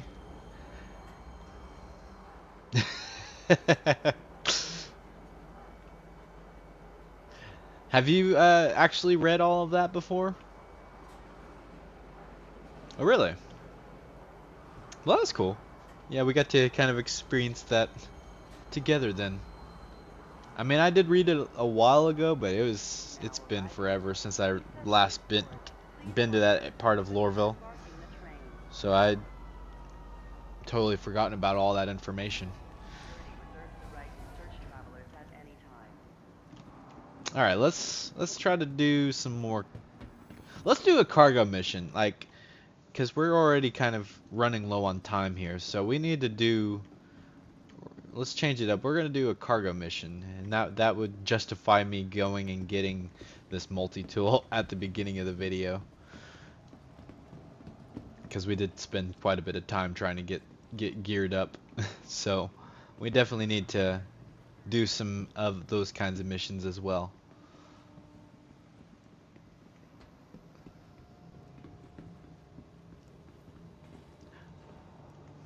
But yeah, the cargo hauling is a good profession as well. Like I think that was a really nice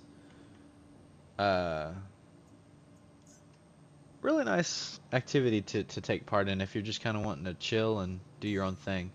It's probably kind of up there with mining, where you can just kind of sit there and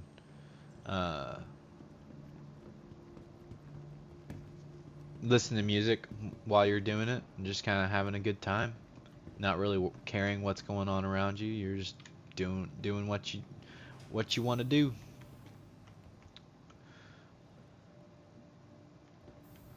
That was hangar 6.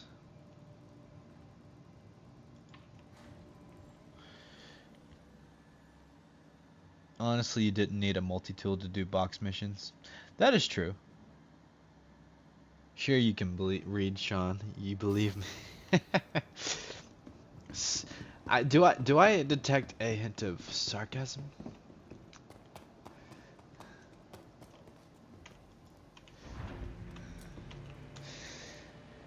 Didn't need the multi-tool for box missions. True. I mean, that is very true.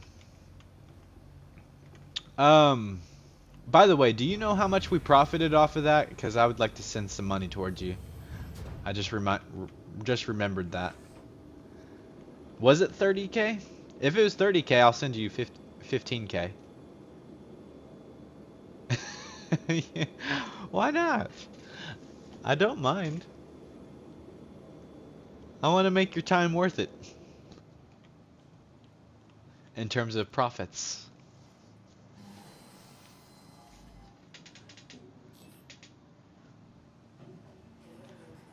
Alright. Let's go ahead and comms.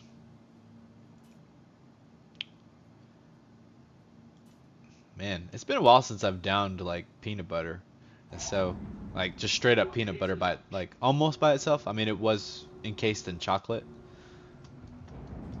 But man, that really, like, it's like affected my throat. Speaking of peanut butter, yeah, I was definitely the kid that would eat spoonfuls of it as a snack. Let's actually use the thrusters here. Man, that's a pretty cool city though. I guess that's the tower that took like 13 years, which, I mean, I guess it makes sense. I mean, it is the biggest structure, but still, they have technology that probably could make that facility go a lot faster. I mean, now that I look at it, I guess I can understand a little bit why it might have taken forever.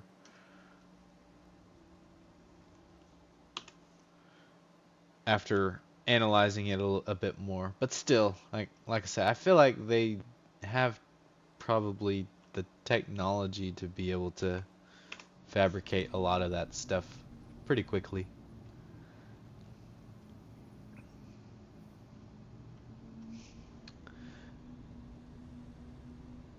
$13 to lay all the fancy.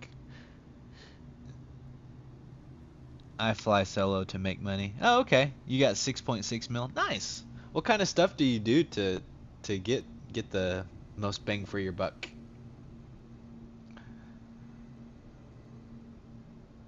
I noticed you said you do a lot of cargo hauling and stuff like that. You grab a box mission. Oh, I have not yet. Let's do that real quick. And I know we're probably not going to be met with anybody, but just in case, we'll go ahead and accept the call to arms. Delivery. We could do a Zeta Prolonoid. Yeah, let's do that. Now that I have a big ship, I can probably easily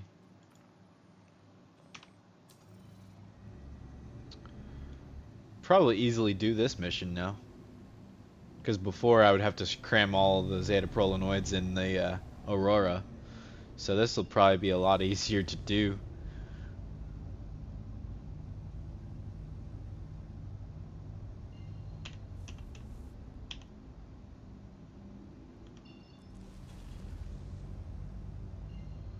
I don't want to go there. I want to go where the package is. Oh wait, it's at Magda. Never mind. I thought it was on the planet. Whew. Major lag spikes. Wait, what's going on? Why are we crash? Wait, I thought I turned autopilot off. That was bizarre.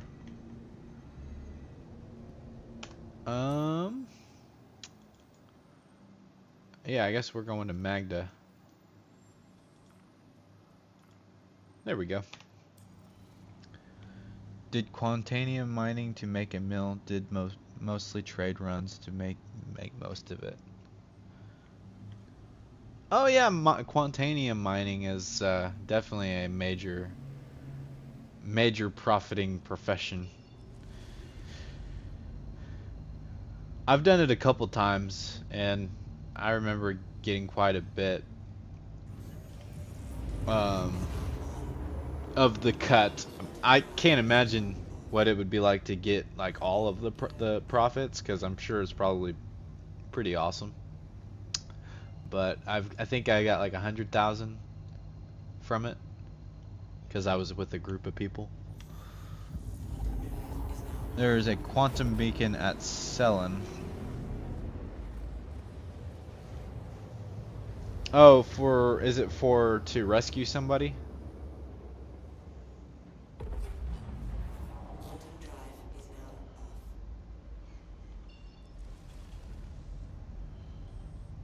Alright. Looks like we gotta go to Han? Maybe?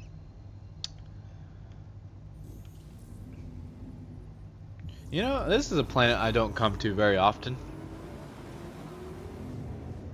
So this is cool. Or moon, I should say.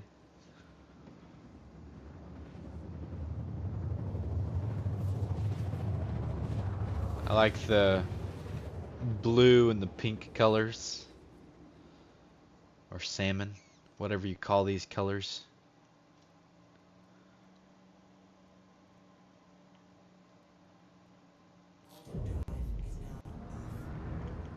I don't think... Can you travel to these?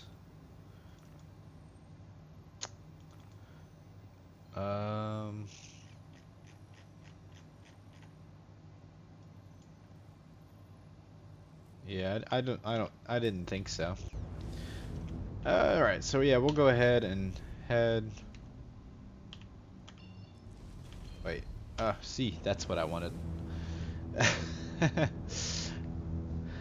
I pressed like the V and then the B and then the V again. I'm doing great.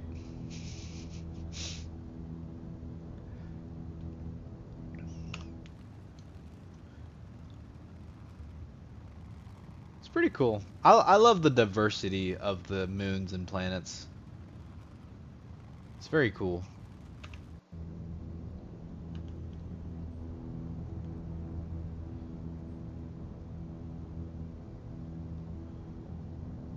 Oh.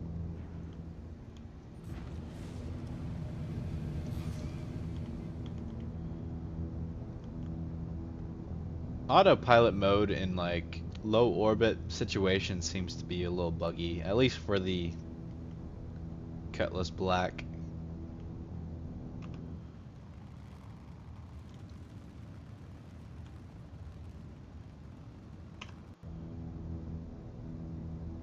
At least the pickup location is not too terribly far away from the closest quantum location. That's definitely helpful. Whee!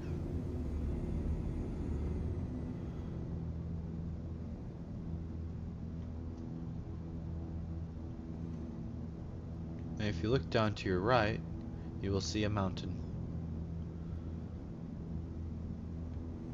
And if you look straight ahead of you, you will see another mountain that we are about to crash into.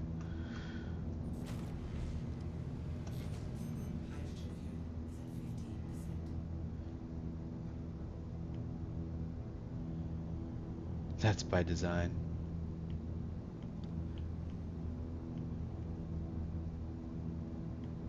Oh, snap. Woo! Pull up! Oh man, man, I lost control for a second there. That was a little nerve-wracking. It's a shame I didn't bring the rock. We might could rock. Oh man, there's another. We might need to come here for some rock mining. There was 2 gyms right next to each other. Yeah, there's that one over there. Oh, that's by design? Oh, okay. In terms of the losing control all of a sudden. Because it only happens whenever I'm in whatchamacallit, autopilot mode. Usually. I know it like tries to dip down naturally, but in terms of straight up losing control, it only seems to happen when I'm in. Your passenger pukes all over the place. That'd be that'd be a great emote actually. Uh-oh. I thought I was about to crash. An emote with persistent vomit. Yes, CIG, make that a thing. Make it to where when you vomit, the vomit is actually there on the ship. And there she is. Yeah, I don't come to this moon very often, so this is kind of neat.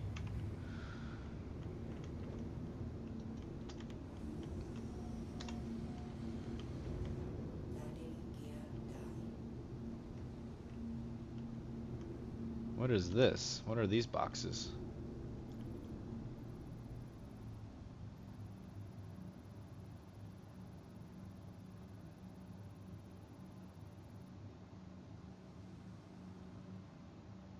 And a cargo container, various items.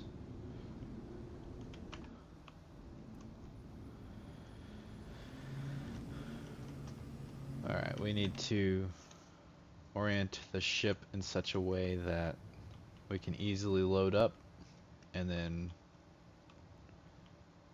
head on out. That should be decent.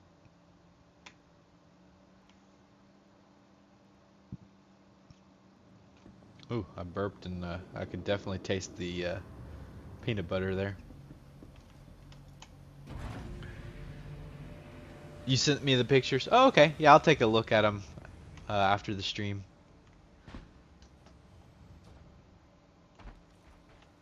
So I'm kind of curious about this area over here. Such a salmon pink colored.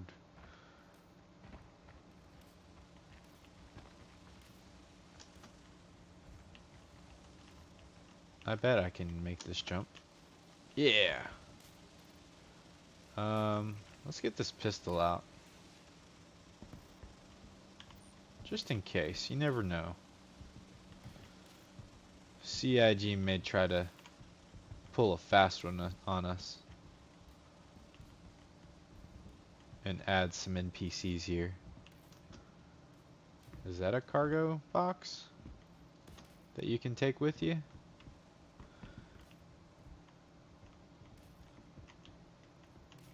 That door is shut.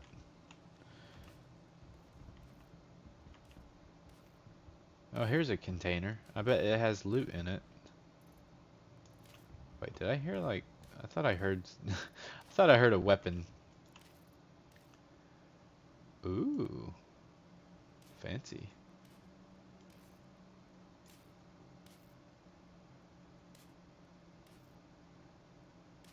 Fancy little helmet there. And grenade. It's olive colored. It's the morning. Wait, no, that's my helmet. Never mind. I don't really need any of this stuff, so I think I'll pass. But it's cool though that I found it up here.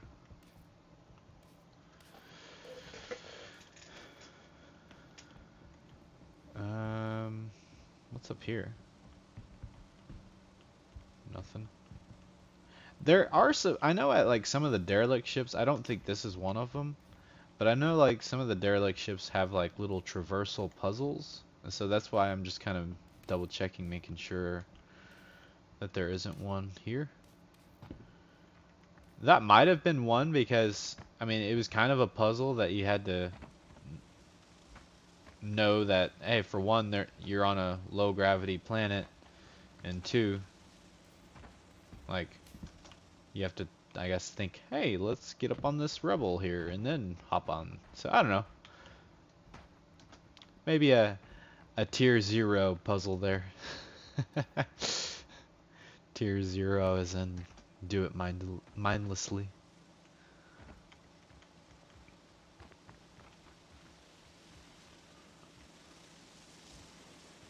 Some flares. So there's one of our packages. Is there anything else in here worth... Okay, yeah, you can hop into here. That's cool. I have a feeling that this is explorable here. Anything up here worth getting?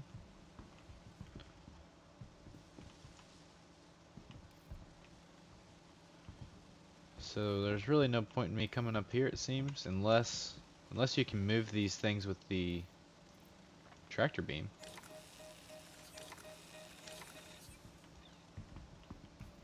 Yeah, it looks like something could be back there.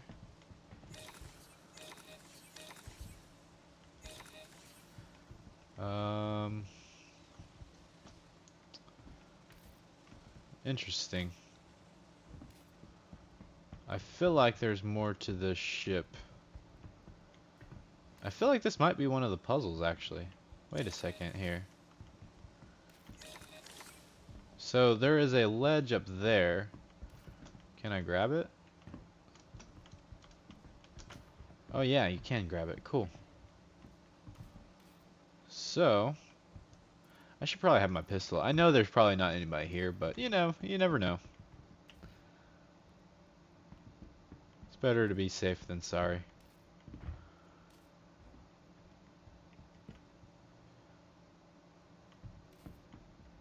Oh. Well, that didn't really lead me anywhere.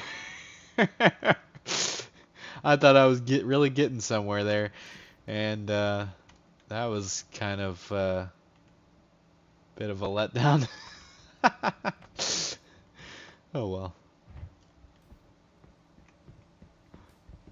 Well, I guess we'll just come back over here and keep exploring a little bit longer. The reason why I'm not grabbing the package yet is because they're time sensitive. So I gotta make sure that we have everything that we need to grab before taking off with that. I like how you can traverse these though. It's like kind of cool that you can vault over stuff.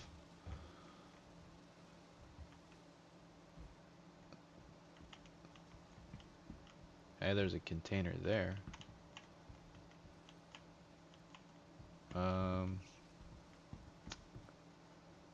How do you get over there though? That's the question. I don't think you can use a multi-tool to bring... Oh, can you? Oh, you can! Oh, that is cool. I had no idea you could do that. So wait. Oh, it got me a new sniper rifle if I want it. So wait, if you could take these containers, could you technically load these containers up on your ship and just have containers with you? I'm gonna do that. I had no idea that you could even do that.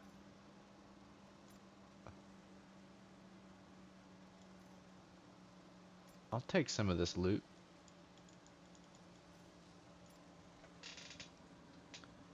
I'm shocked. I really am. Like, that kind of blew my mind. I'll just grab the gun. I know I can't grab, I know I can't get that specific crate, but one of the,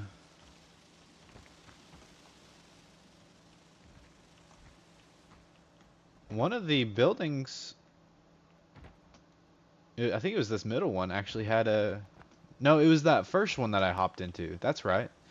Yeah, it had that crate. I'm gonna totally put that in the ship and have like a little storage.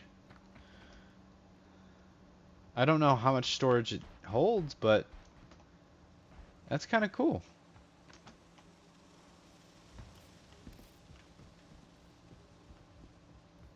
I had no idea that you can move these with your multi-tool.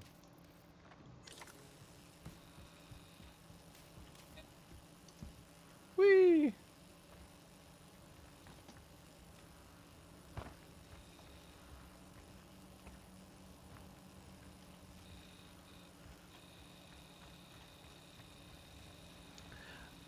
Yes, for the containers, I think. That's so cool. I had no idea that you could even carry these containers. I mean, I'll probably lose the container the next time I blow up, but the fact that you can actually have like a little container now is pretty cool.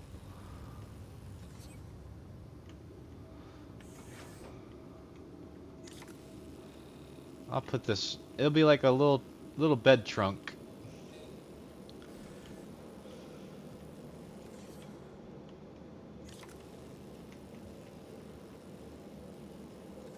Now I could put a light on it. Probably not, but... So what's the storage capacity of this thing? 1000K storage. I'll go ahead and the vehicle inventory. I'll put all this stuff in the vehicle inventory for now, but you know, it's like if the vehicle inventory fills up, now I have like a little box. That is so cool. I had no idea that you could do that. I will totally keep that in mind anytime I come across loot boxes now.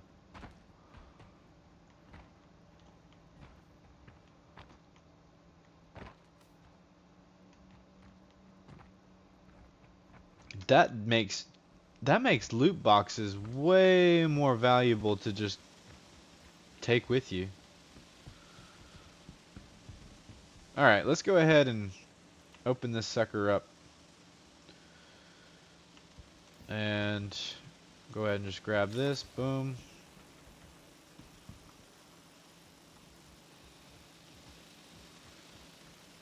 Oh wow, the fact that it was like kind of a bluish sky is really cool.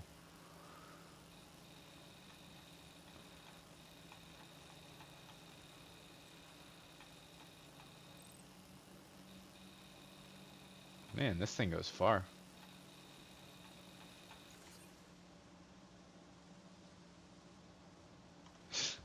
Alright, I need to be quick about this. How do I... You know what? I probably should have found these where they're at officially before grabbing that, because now I don't really honestly know how to get up there.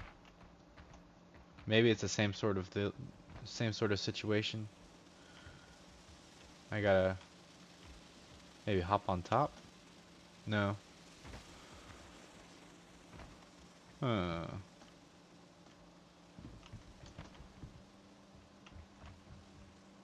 Yeah. Oh wait. Oh, I can vault over that. Oh, there's more to this place than meets the eye. Is there a container in there that ain't? No. Huh. That is so cool.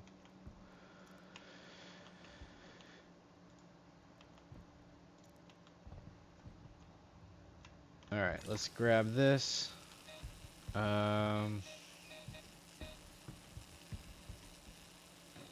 Let's get it away from my face. I'm just gonna plop it down there for now.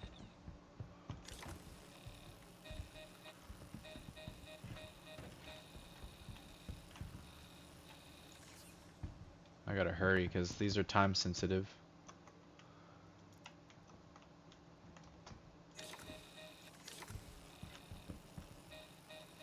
This whole time, I had no idea that you could take packages or take the boxes.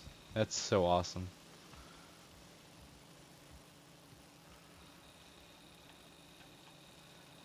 I'm just gonna launch that one as far as I can, or not really as far as I can, but pretty far.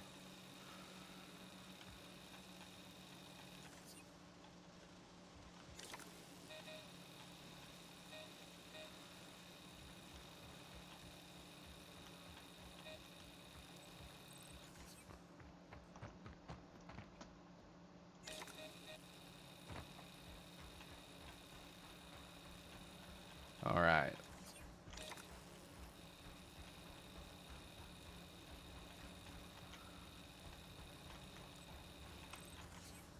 He shoots, he scores. There's one there.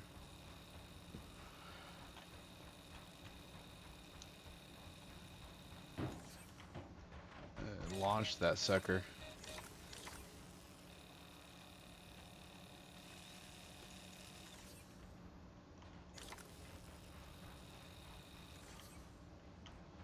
No time to be gentle. Alright, is that all 4 of them? Yeah, we got all 4 of them. You can't put the box down? Uh-oh.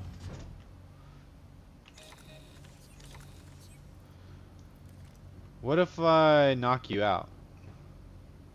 Would that work? Do you have med pens? May I, oh wait, you may not be able to get to your med pens now.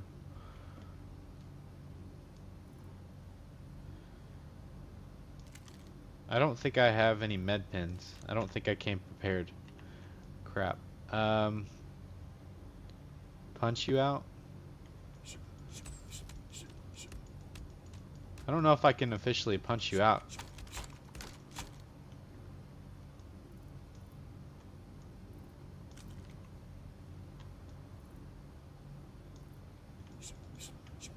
Or wait, I can do the scroll wheel.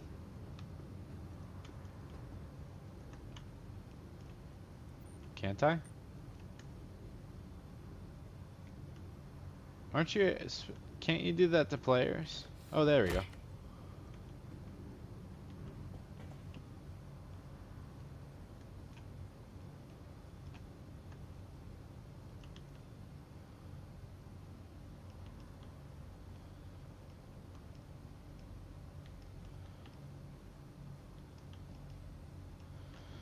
Yeah, it's not letting me.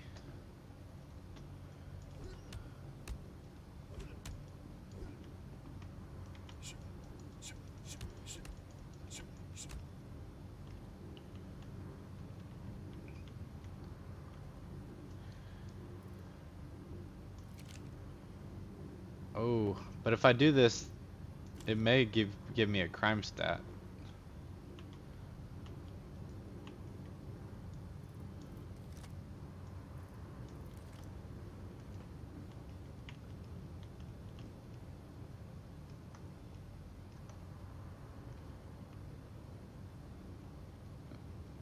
Aren't don't you just hold the mouse wheel?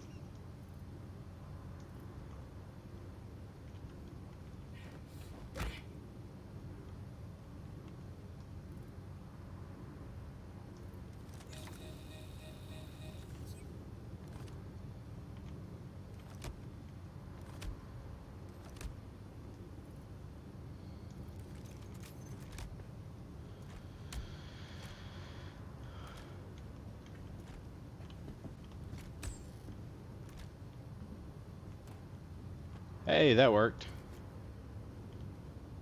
You dropped it. Alright, let's get out of here. Oh wait, did it actually knock you out? Or kill you?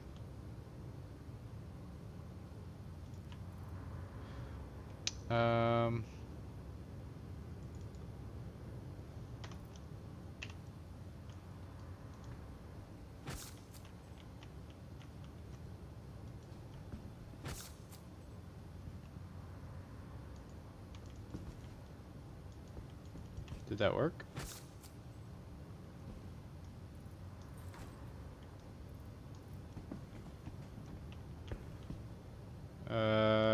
over? You're completely bugged.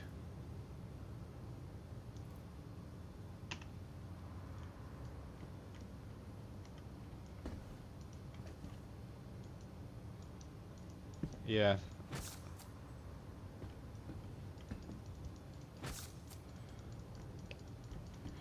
Stay with me. You have a life to live.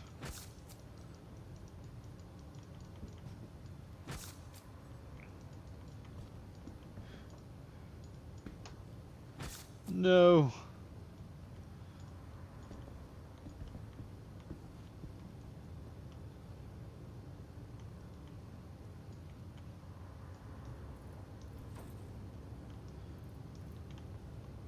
I'm sorry.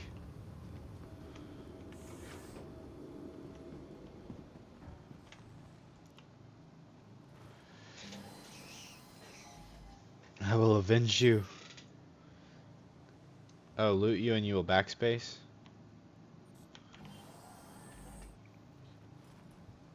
Okay. Uh-oh. No, I might be bugged.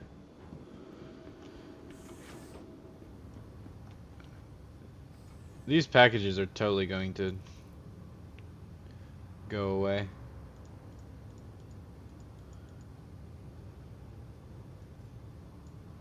Oops.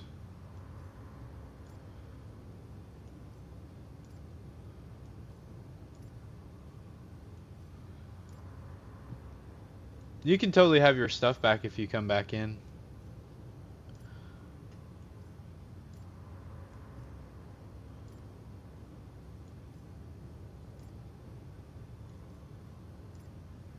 I'll try to hang on to your stuff as much as I can.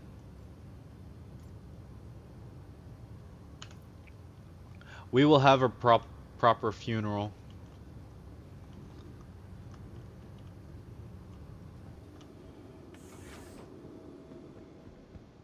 A proper spaceman's funeral.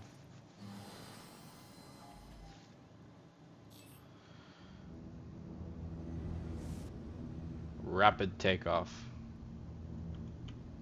If you grab the undersuit, it takes all. Oh, I didn't know that. That's good to know. Wow, this is...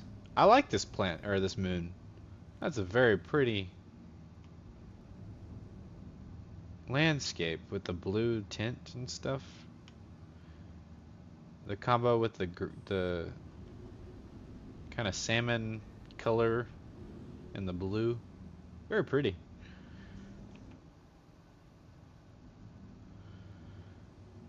Alright, this might be a good altitude.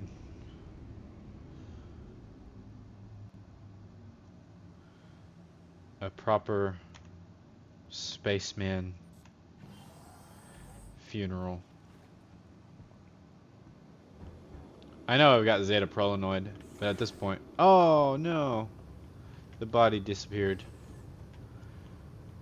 I was totally going to do a proper spaceman's funeral.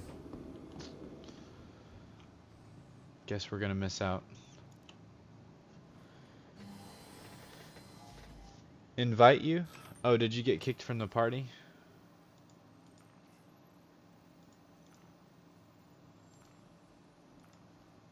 There we go.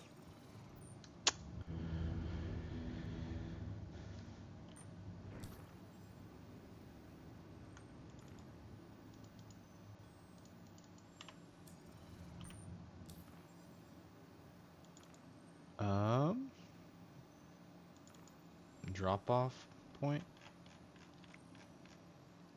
Wait, where do I take it? Is it Everest? Oh no, it's...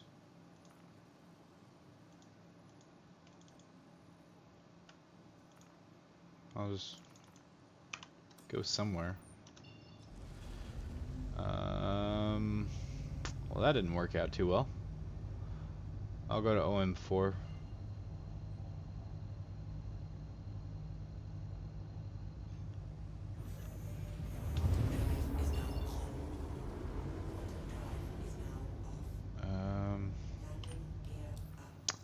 Let's see here. Let's try to see if we can, if we have time. We probably don't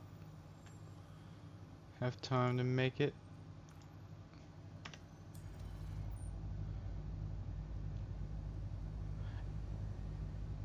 And to be quite honest though, it's like I'm pretty certain that that package is probably glitched out. Wait, why is it? Oh, I can actually see Hurston from here, but yet it's telling me to go to OM1. That's funny.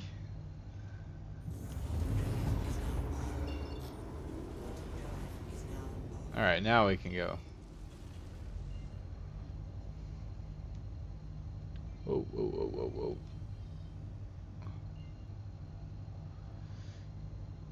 Hey, have you ever played Metal Gear Solid 5, The Phantom Pain? I have not. Is it any good? I've never played any of the Metal Gear Solid games, so I have no idea what those are like.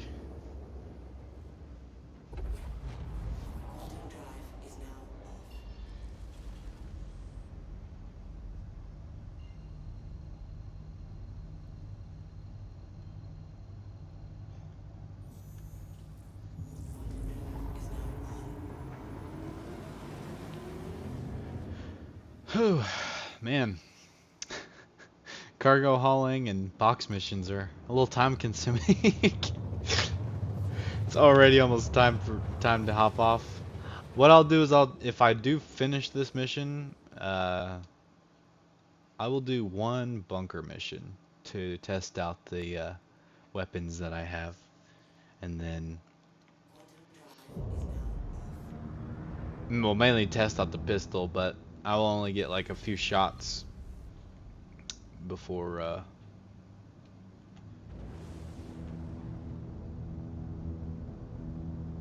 before running out of ammo. But I could probably shoot a couple people with it. See you all later. Oh, see you later, Scott. Thank you so much for hopping in and joining me on this adventure. It was fun. I hope you enjoyed it.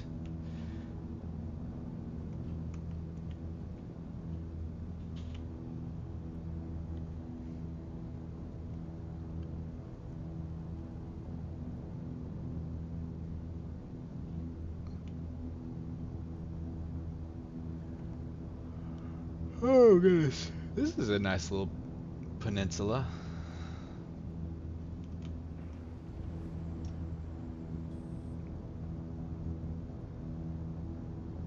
Be a cool place to do a PvP event, you know?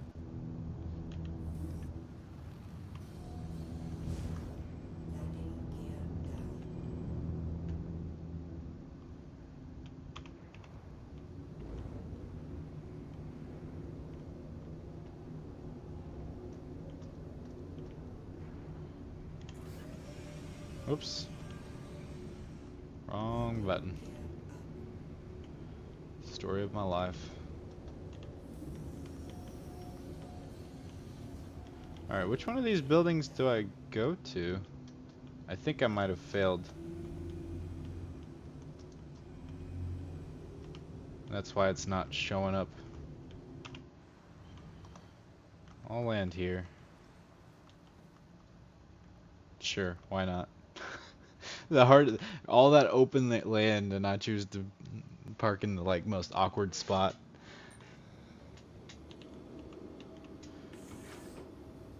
Yeah, it's not giving me a marker, so I have a feeling that these are probably dead.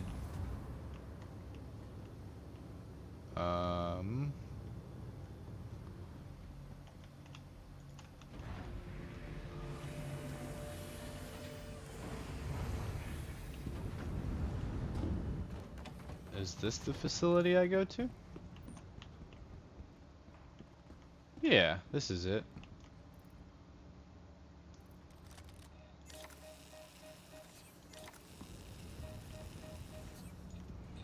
Darn. Thought I could do it from here.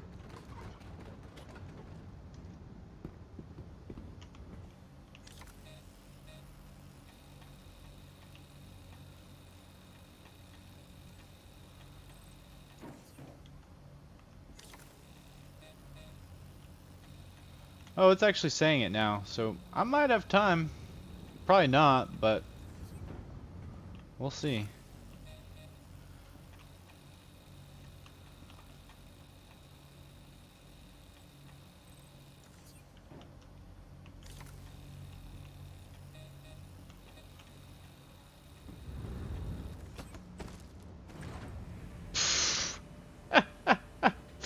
What just happened?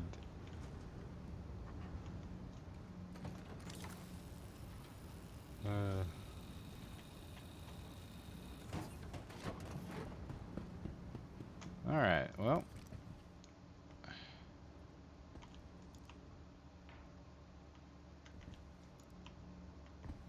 Yeah, it's not letting me grab any of them. I think they're all blown up. That's unfortunate.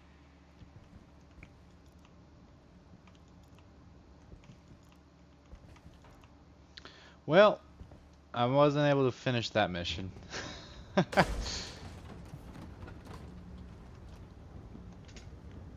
Time is on the box. Yeah, it's amazing, but it keeps deleting my save progress and starting me at the beginning of the game. I think it has something to do with me being offline and the date and time it not being correct. Huh, that's bizarre.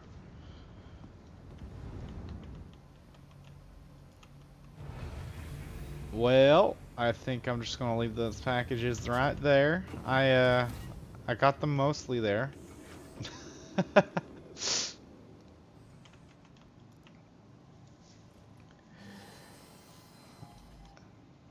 That definitely did not go according to plan, but oh well.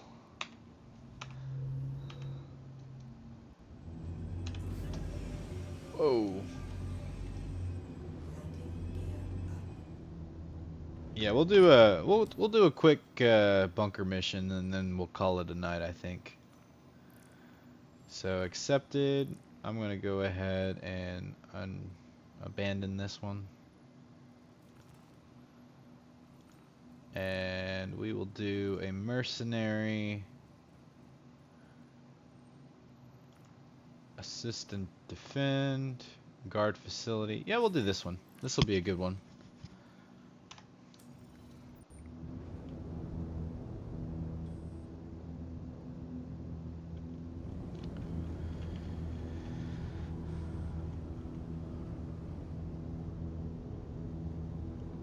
Yeah, the time was on the box, but unfortunately it didn't let me pick up the box other than the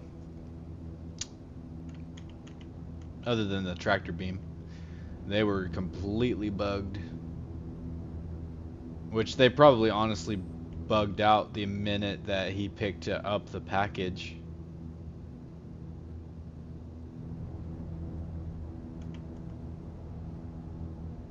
Which makes me wonder, because I think I forgot to share it with him. And if I forgot to share the mission with him, and he was the one that picked it up, I'm wondering if that's a potential cause for the bug. I might be onto something. May not be the only cause for that specific bug, but it may be one of the causing factors.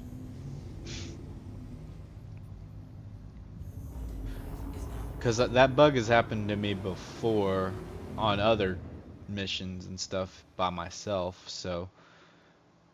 But who knows, maybe one of the causes is due to that, or because he picked it up and didn't have the mission.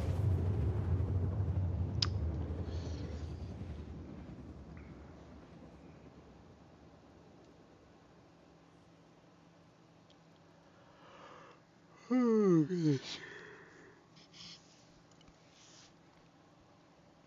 Starting to get a little tired. Last couple mornings I've been having trouble waking up. Or not really trouble waking up, but trouble willing to wake up. I think I'm kind of getting to a point where I'm kind of tired of the job site I'm at, and so I'm kind of dreading going there every day now.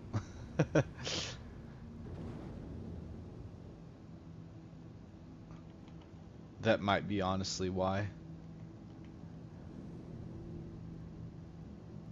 No, coffee did something to me that never has happened to me before yesterday. I drank coffee yesterday, which I do drink coffee normally like in the evening times, but I never drink it like in the morning hardly. Mainly because I'm like I wake up in just enough time to get ready and then leave, and so I never like have time to do it. But like I was like anxious. Like I've never been anxious on coffee before, but I actually felt very anxious yesterday morning after I drank it. It was very weird. So then today I went ahead and took decaf with me this time, so I didn't have any caffeine. But it was probably the caffeine paired with all the sugar, because I'm the type of coffee drinker that has to have doctored coffee. It's gotta be sweet, otherwise I won't drink it.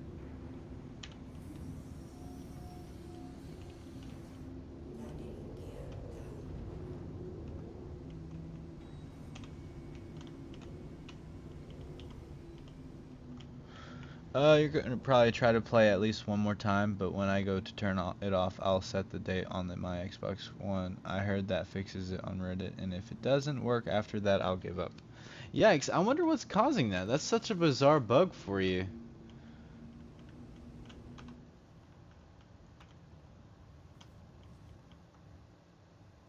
Especially for a game like that that's kind of been around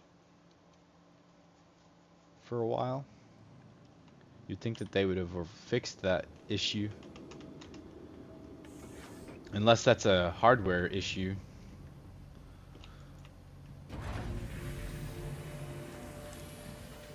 So we got 10 rounds for this. Whoa. Run!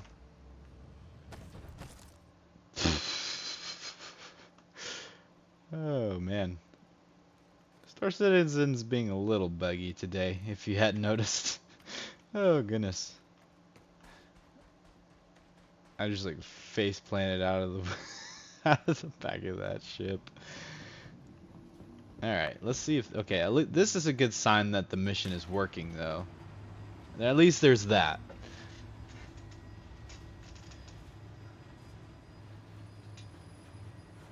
If the time is off, that is the problem.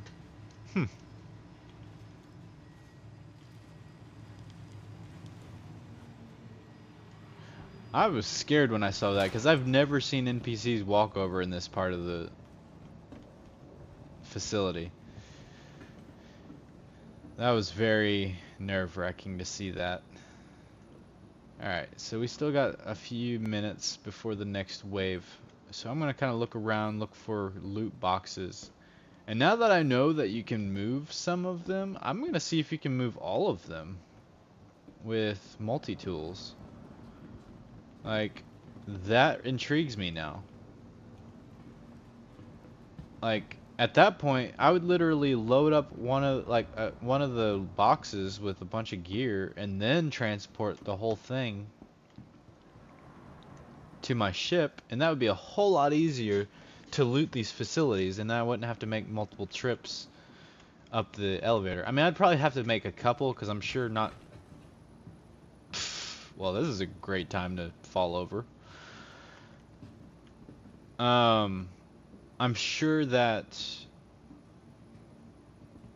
I'll probably would have to make a couple of trips.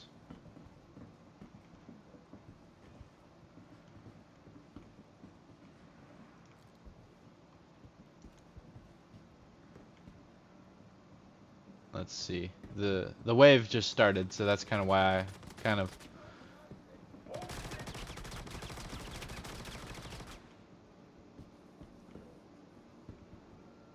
I went quiet for a second there.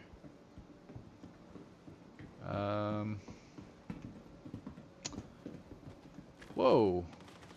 This is a terrible time to start having this bug happen.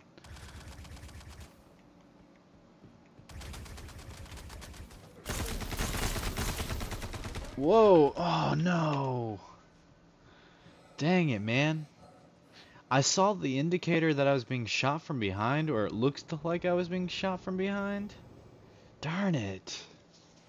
That was unfortunate.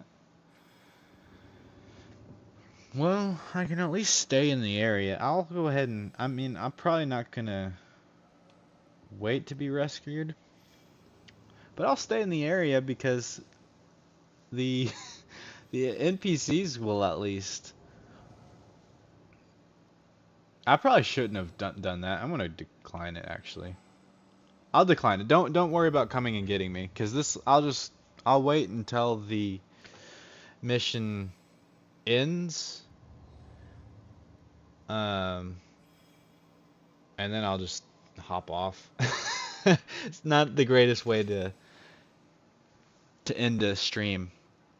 I promise I'm a lot better FPS guy than what I've been showing here lately.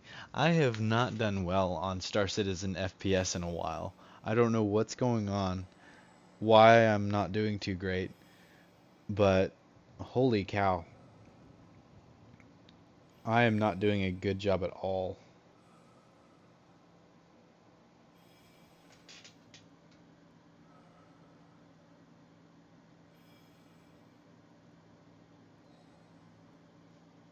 I think he was trying to help you, actually.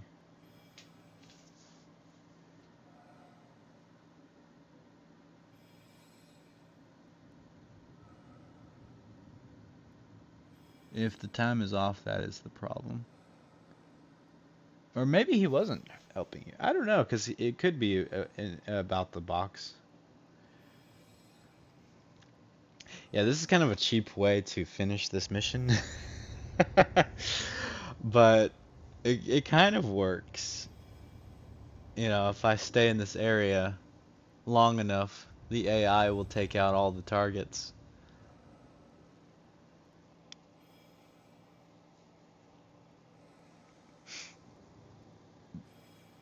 But man, I've been struggling a lot in the FPS department. I don't know what's going on.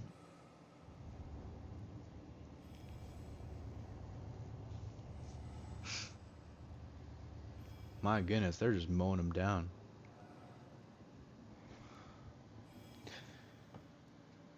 Time sync is a big thing with networking.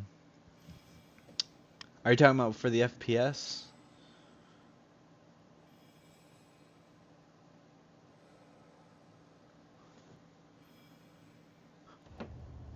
Like I'm out of sync? And that's why it's kind of clunky. It's kind of clunky and easy to die.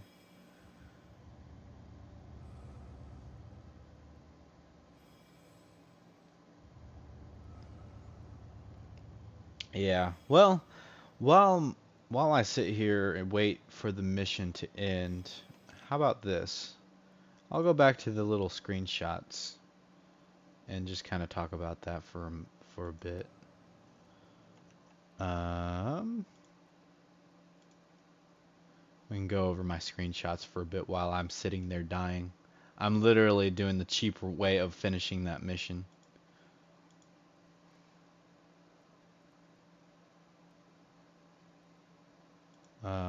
Let's do that. There we go. We got it back. Oh, for the Xbox problem? Oh, yeah. That's probably it then. So, yeah, we got a couple good shots here of the Cuddy. This is like right after I purchased it. I took a few shots of it in Quantum as well as in space. And kind of, I don't know. This is probably not the greatest in terms of like professional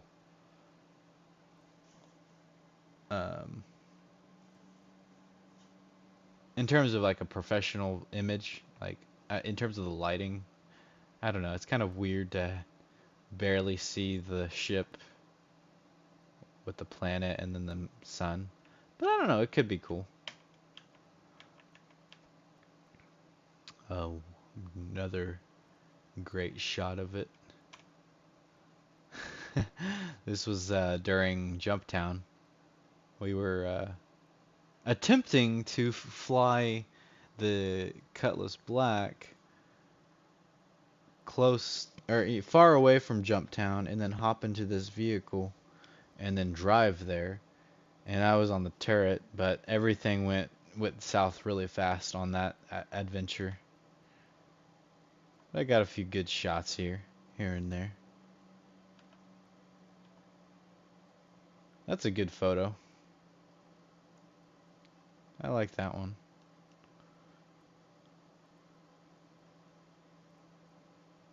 I like seeing the ring there and the moon or the Crusader. That's not a moon, that's a Crusader.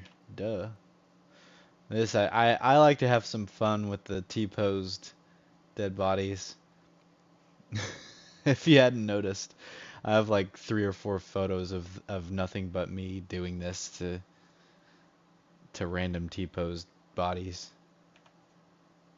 That's a nice sunrise or sunset.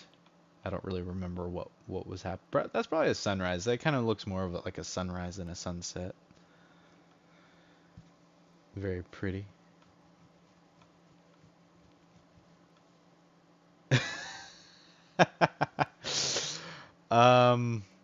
I think that was the spaceman's funeral there.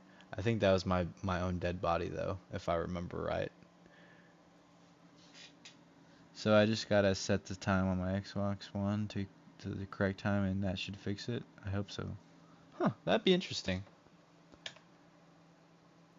This is what I call a spaceman's funeral. You take a dead body, go up to just above the atmosphere, or like, upper atmosphere, and then just launch it off of the side of a ship. I feel bad for the poor souls that have to like be underneath this body. Just don't look up, right? Don't look up. Oh, this was kind of a neat like little photo that I was able to take. I had died previously, so I found my dead body and wore the exact same armor set, and so I kind of did like a cool like little mirrored shadow image thing.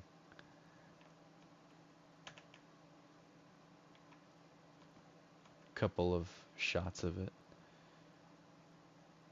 I think I remember, yeah, I had like a crime stat during this moment. Can't remember why. It was by accident, I think. More of the cutties. I think, yeah. That's a cool shot. A very awesome shot of Jump Town there. All the different ships there. I think I remember, if I remember right, they all got blown up by a bomber. Let me go back to the game real quick just to see if it finished. Oh, I think the mission ended. So I guess I can backspace.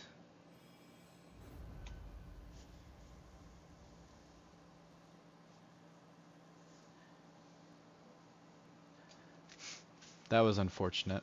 I'll check the money real quick after I respawn and see. I think it did finish though.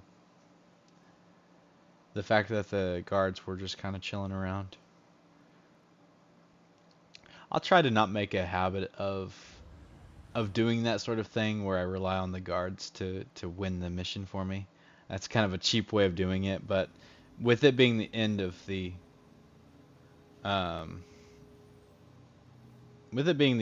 day or the end of the stream and all that stuff, I figured I would just kind of do that and then log off for the day. But let's see. Yeah, I'm pretty sure I got money. I think I had a lot less than that. Well, maybe not, because I think I already had 280 or 2.8 rather. No, Because there's only 60,000. Never mind.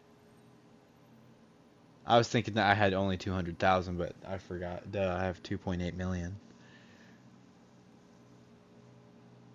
Okay, well, that's alright.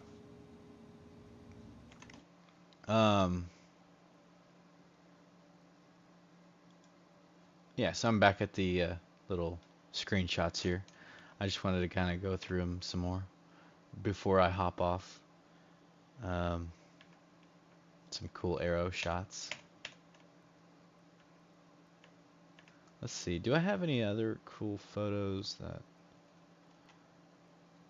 Oh, this was the moments leading up to me getting stuck in the cactus. That day that I hiked up the mountain and was parkouring on these rocks and then just fell onto the cactus. Yeah, good times. Oh, this was part of Xenothreat.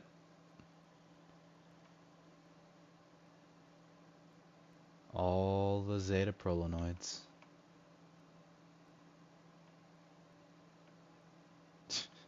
Me just having fun with some of the camera angles that you can get.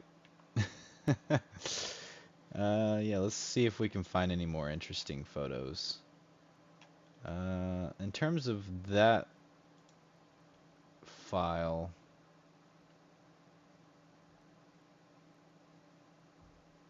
looks like no. I don't remember. Oh, yeah, I remember this now. I was on the elevator. I think what we were doing here was I hopped off of this. Yeah, I remember. I can't remember who I was with on this mission, but we were trying to get close to the bunker mission, and what we did was he lowered me down on the elevator, and then he drove me to the facility, and I was low enough to the ground where I could hop off of the ship and survive the fall. And it was kind of funny because my character actually like tumbled a little bit, like upon impact. Pretty funny. It was a pretty awesome mission. It was a successful one if I remember right. I'm pretty sure we won that mission, or I think I went in by myself. Oh, that's kind of weird.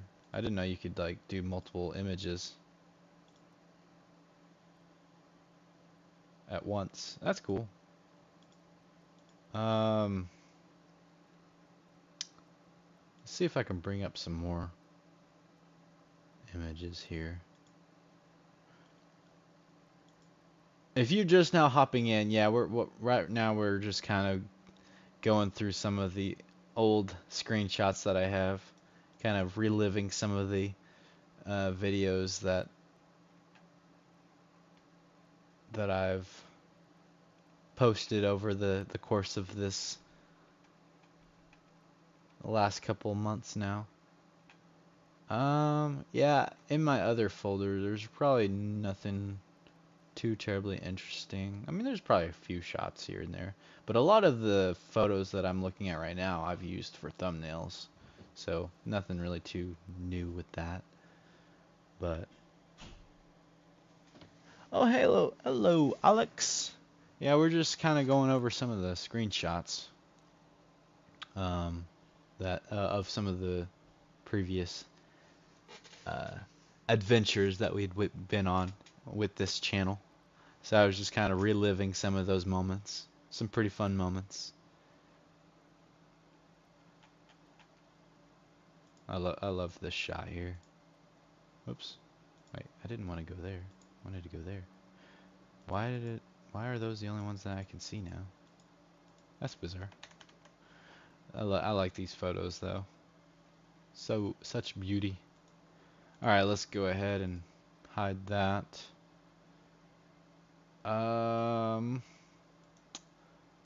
Close out of that.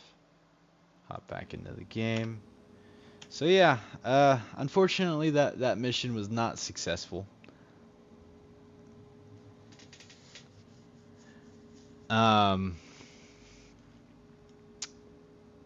But I think I still earned the money because of the NPCs saved the day on that one. But it is what it is. We can't win them all, right? Hopefully next time I'll do better. Because it seems like the last several times I've done an FPS mission, I've died like every time. So I need to up my game a little bit in that department. I mean, I tried to be a little bit more... that's probably it. I've tried to be a little bit more aggressive. And it's like, the more times I'm aggressive, the more likely I am to die. So maybe I need to cut back a little bit and be a little bit more passive again. And just kind of slowly work my way up and get used to the Star Citizen mechanics there. Because I keep dying a lot. And I need to get better. But I guess that's what Star Marine Mondays are for too, is to up my FPS combat skills. But anyways, I guess in this hospital, this is where we say our goodbyes and our farewells. If you are new, definitely consider subscribing, because we are nearing 100 subscribers.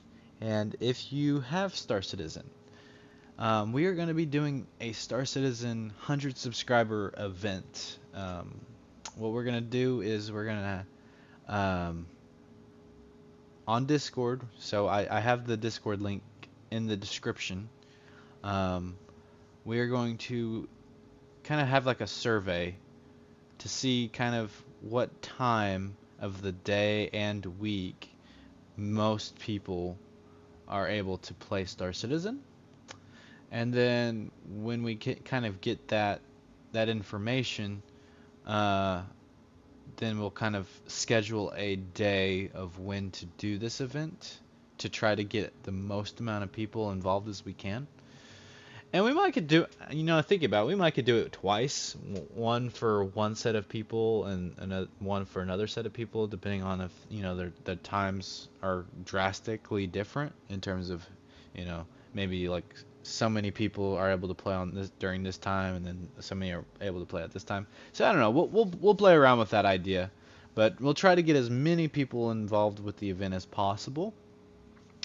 And yeah, and then what the event basically will entail is hopefully we can get our hands on either 890 or some sort of big, large ship that we can kind of all meet and greet on and just kind of have a good time. But then I would also, don't forget to bring your weapons and gear and all that stuff, because it's not going to be just a meet and greet. We will also do a little battle royale kind of PvP style event where the objective is to self-destruct that large ship that we bring. I'm really hoping for that we can, if somebody has the 890, that we can bring to the event, because that's really where the event will thrive the best, because the 890 is the biggest ship in the game currently, and so there's a lot more corridors and things that you can kind of clear out first. So, but I would really like to do that event if we can. And so there's that aspect of the event. But then also another thing, it'll be a launch party kind of thing as well for the org. I'm not going to share really any information about the org yet, but it will be an opportunity to kind of let people know, hey, here's the org. You can join it if you would like, or you could be an affiliate of the org, so you don't necessarily have to leave your main org to come and join me in my org. You can be an affiliate, and we could still hang out and do missions and stuff together and all that good stuff. But yeah, that's kind of where we're at in terms of that event. But like I said, we're not quite there at 100 yet, but we are really close. I mean, we got I think 8 more subscribers left before we hit that mark. But yeah, it's going to be something that once we hit the mark, there will be plenty of notice of the event. Like, I'm talking, we're going to plan it out like anywhere from 2 weeks to a month out to do this event. So obviously it's not going to happen right away, but I'm wanting to give people enough time to kind of make sure that their calendars are clear for the day that we set it on. So I want to leave plenty of notice for that. So we'll kind of figure that out and see. But hopefully, once we hit that mark, within 2 weeks to a month, we should be able to start the event. So that's what I'm hoping for, at least. But yeah, I think it'll be fun, and we might do other things too than those 3 objectives. We'll just kind of play it by ear though, in those terms. Like if somebody else wants to try something else out in terms of like a PvP event or something, or a PvP challenge or something, we might could think of something. But I think it'd be cool. Is the Ninetales active? I can't remember if it is. It's not on my server at least. Let me double check for you. Yeah, it's not going on my server. I can't remember if it's still going on right now, though, if to tell you the truth. I want to say they said it was going to go beyond the 6th of March. So, I could be wrong on that. But it has not popped up the entire time I've been on today, so I don't know if it's still active or not. But welcome, Harlock. Unfortunately, you kind of hopped in at the end of this stream, but there's definitely plenty of content for you to watch if you're interested in it. But yeah, I hope I answered your question well. Your streams are great, but they are at the wrong time for me to join in. Yeah, I've noticed like there's a few of you guys that are able to kind of hop in for like a little bit of time, and then because of the time difference, or just scheduling, it kind of interferes. Yeah, things should be different in the coming weeks. In terms of my schedule. I know I keep saying that in like every stream, but really like we are so close to finishing our project at work, that we should go back to normal hours within the next couple of weeks. I'm hoping.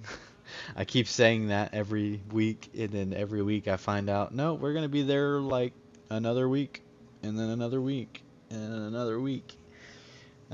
So we'll see, but once we finish this project that we're working on, then my work schedule will go from working like 52, 54 hours a week to 40 hours a week.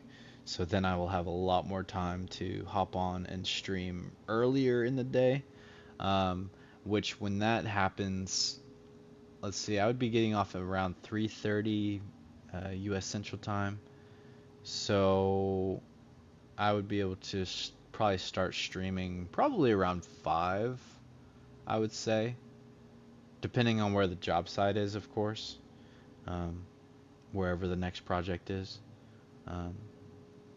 But for the most part, I work for a company that stays relatively local, so I shouldn't have to travel too terribly far to the next job site.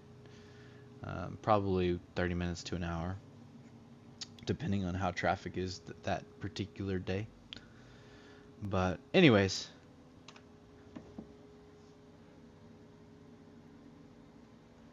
yeah, absolutely, man. I appreciate it. And yeah, welcome, man. I appreciate you hopping in. If you're, I don't know what kind of content you're more interested in. I do like a wide range of them in terms of the good route. I tried not to be a bad character. I tried to stay within the limits of the law. But I can see how like cargo hauling and stuff could be boring to watch. So if that's not your thing, this particular stream may not be for you. But I definitely engage in a lot of like PvP missions, or not PvP, but I think I did PvP just the other day, but PvE missions like the bunker missions. I do a lot of like dogfighting type missions as well. Um, so there's definitely moments of action uh, in my other streams. But this one, uh, a lot went wrong today. But that happens. That's okay. I did make I did successfully complete a cargo haul, which was cool. I don't know, like that was probably the biggest cargo haul I've ever actually completed.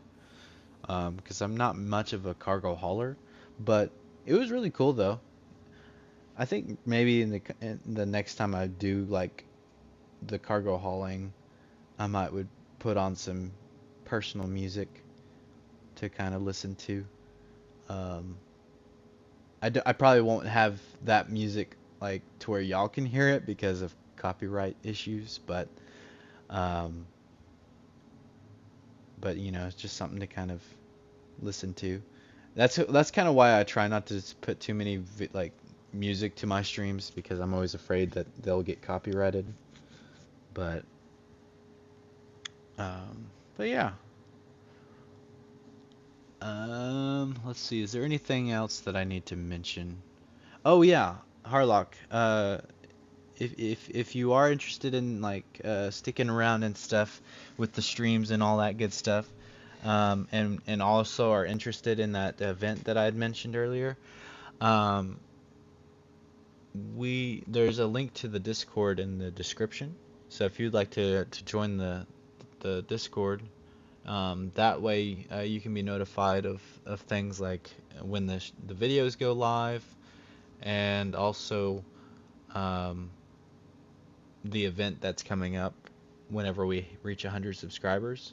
Um, that will be a place where we'll do like a survey to kind of see what time of the day and the week that people are able to play, and then we can RSVP through Discord. So if you're interested, um, definitely don't feel pressured. It would not hurt my feelings, but I do appreciate you stopping by and checking out the stream. I hope it's satisfying content for you. But anyways, I'm rambling on a lot, but I do appreciate all the people who have joined the videos and the streams. Um, it means a lot. It really does. You guys have no idea how much joy I have seeing you guys pop in and interacting in the comments section or the live chat. It's very awesome, and that's kind of the purpose of these videos is to, for one, show my perspective of Star Citizen, and also hopefully create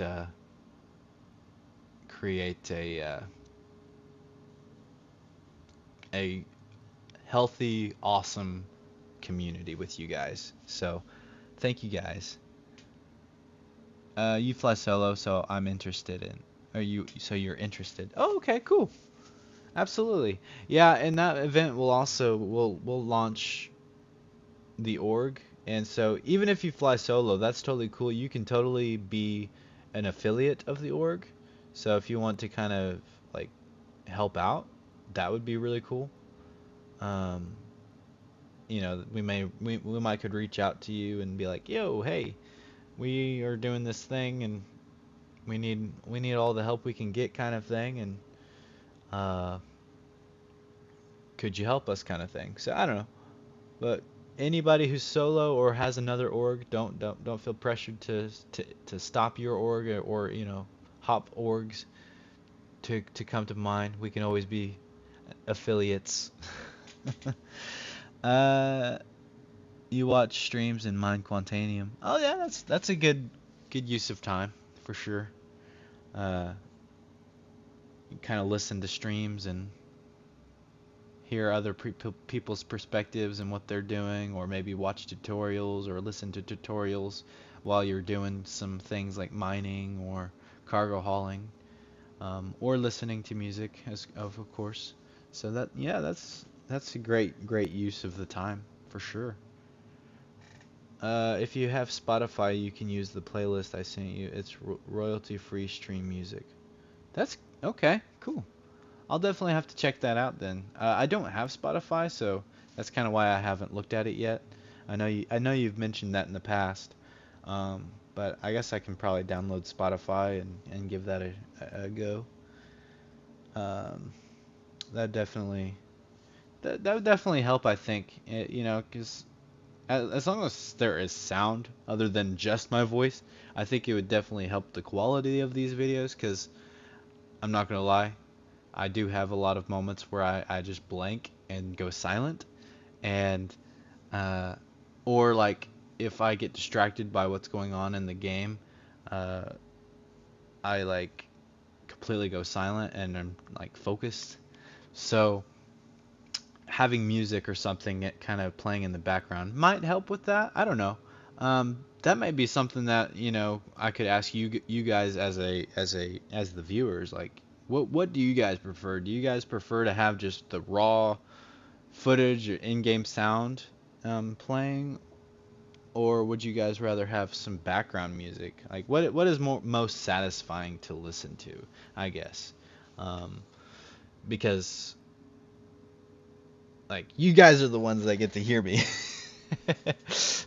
So I want it to be as comfortable experience for you guys as possible. So if you guys think that I should include some music to these videos, to these streams, um, to kind of make it maybe a better experience, uh, then by all means, I'll definitely do everything in my power to make that happen. Because, yeah.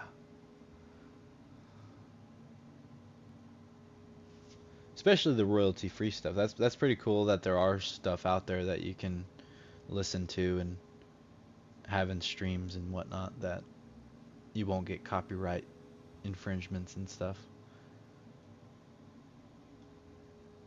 If you can't answer that question in today's video, maybe somebody who rewatches the stream and has made it all the way this far, which kudos to you. That's awesome because this stream I think is already going on like 3 or 4 hours now. So kudos to you for making it this far. If you've rewatched this stream, um, not necessarily you guys that are watching now, but the ones in the future who may come in and watch. Yeah. Definitely feel free to answer in any comment or any video in the comment section, or if you come and stop by in a future stream, definitely answer that question. I'm definitely interested in knowing if you guys would prefer some background music. I nerd out on some synthwave. If it was me streaming, I'd play some music. Okay. Sounds like so far we've got two people that kind of are interested in some music. So I think what I'll do in the next stream, we'll test out some music, because I think that'd be a good test and see how that goes, and see if people like it too. But yeah, it'll definitely be like music that is maybe orchestra type music or the synthwave stuff. You know, just something that's really good, solid background music that's not too distracting.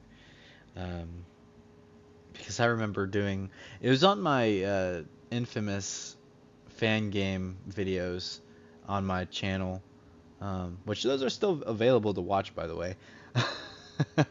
I have a couple of videos where I tried to include some music in the background, and there was some with lyrics. And whenever I would go back and rewatch those specific ones, I would be distracted at points. So definitely will try to stay away from music that has lyrics to it as much as I can. Hello, future peoples. Ryan. That's awesome. So yeah, we'll give that a shot. Anyways, I keep rambling on. I just enjoy talking to you guys. You guys are awesome. So, but yeah, if you guys answer that question in the future about whether or not you like the music in the background and all that stuff, definitely let me know whenever you can. I definitely will respond as soon as I see it. But yeah. Okay. Yeah, I'm always awkward with these outros. So yeah, if there's one thing that you're gonna pick up on all these videos is if you make it to the end of my videos, they're always the most awkward endings because I don't know how to end the videos very well. So I think I'm just gonna go ahead and say thank you guys so much for watching, and all the good YouTuber things that people say. If you liked it, like the video. If you want to subscribe and get notified of when we do these streams, um, definitely subscribe. If not, don't worry. If you hated this video, hit that dislike button. I don't think it notifies YouTubers anymore when people dislike stuff now, which is kind of weird. I think it's kind of important to include the dislike button, but I don't know. But then again, some people do probably abuse the dislike and try to troll. But anyways, once again, I'm rambling. So you guys